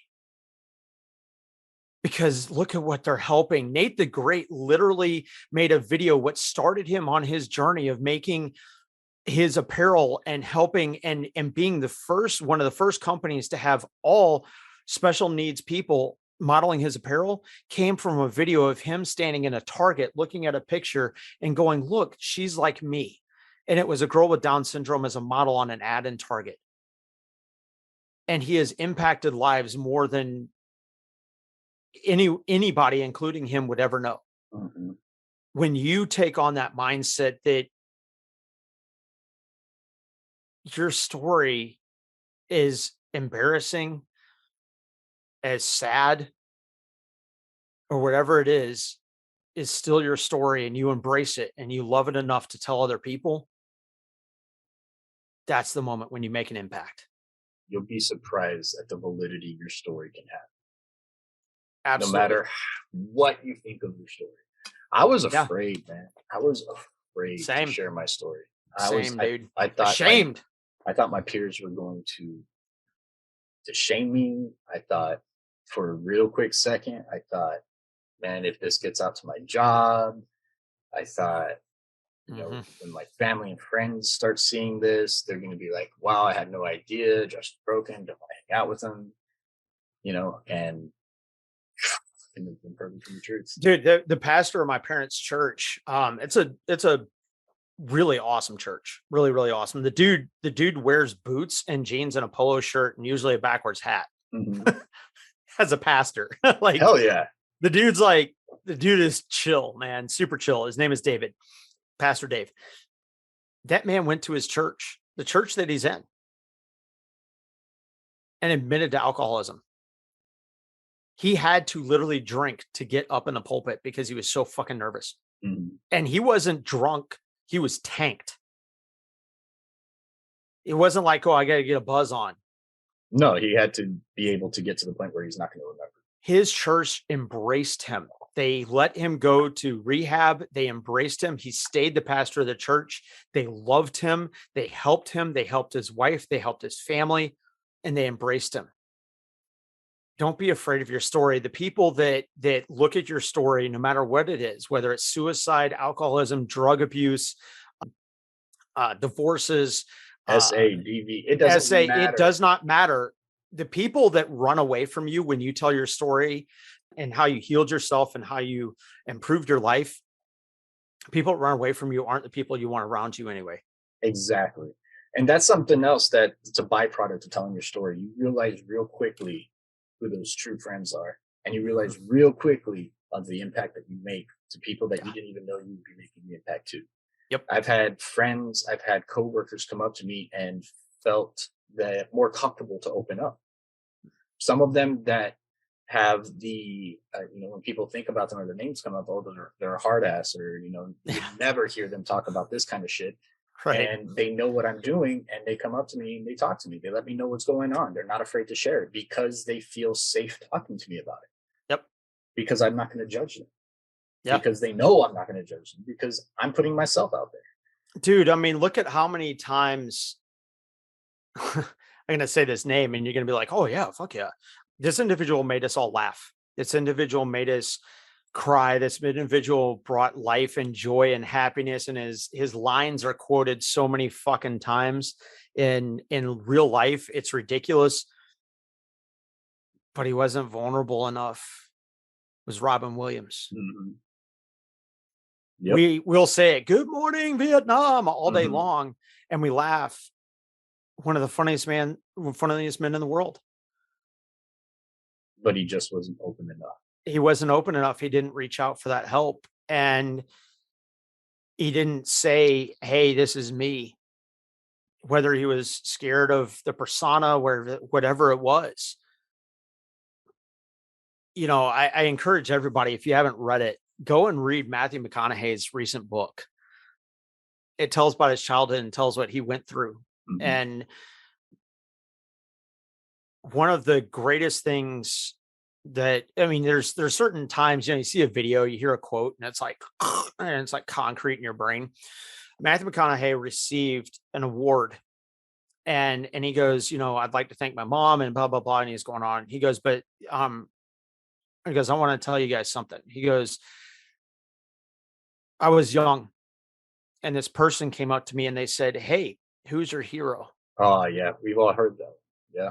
And he said, he thought about it, and he came back to him and he said, my hero is me 10 years from now. And 10 years later, that person came to him and said, are you your hero? And he goes, oh, hell no, I'm not even close. And they're like, why? And he goes, because my hero is me 10 years from now, because it always gives me something to look up to. It always gives me something to strive for. And it always gives me something to be proud of. You're not perfect. I'm not perfect. None of us are perfect. And we all have struggles. We all have our down days. We have those times when we have 45 minutes to get out of bed, but you get the fuck out of bed.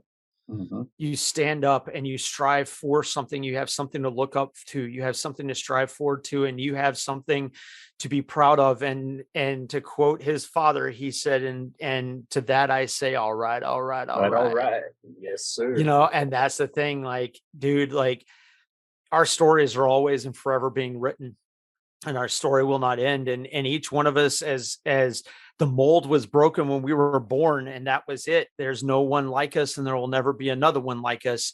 You are an individual, and you have an individual story, and you have something that people can still identify with. And what you're struggling with may not be individual to you, but your pain, your struggle with that thing is individual to you.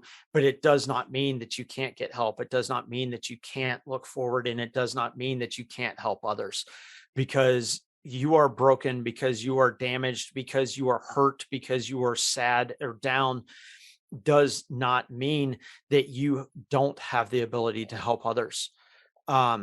It just means that you're like everyone else, and we're all struggling with those things, and we're all working on those things. But your struggle can motivate, encourage, and build someone up to a point where they can stand next to you. And just like the term "misery loves company," so does strength. So does strength. Absolutely. You said something that I say all the time. You know, your struggle is unique to you. Yeah. Because it's your struggle. But in the grand scheme of things, it's not all that unique. No, it's not. That's okay. No, it's not. So, people struggle with suicide, depression, anxiety all the time. It's just unique to you. Exactly.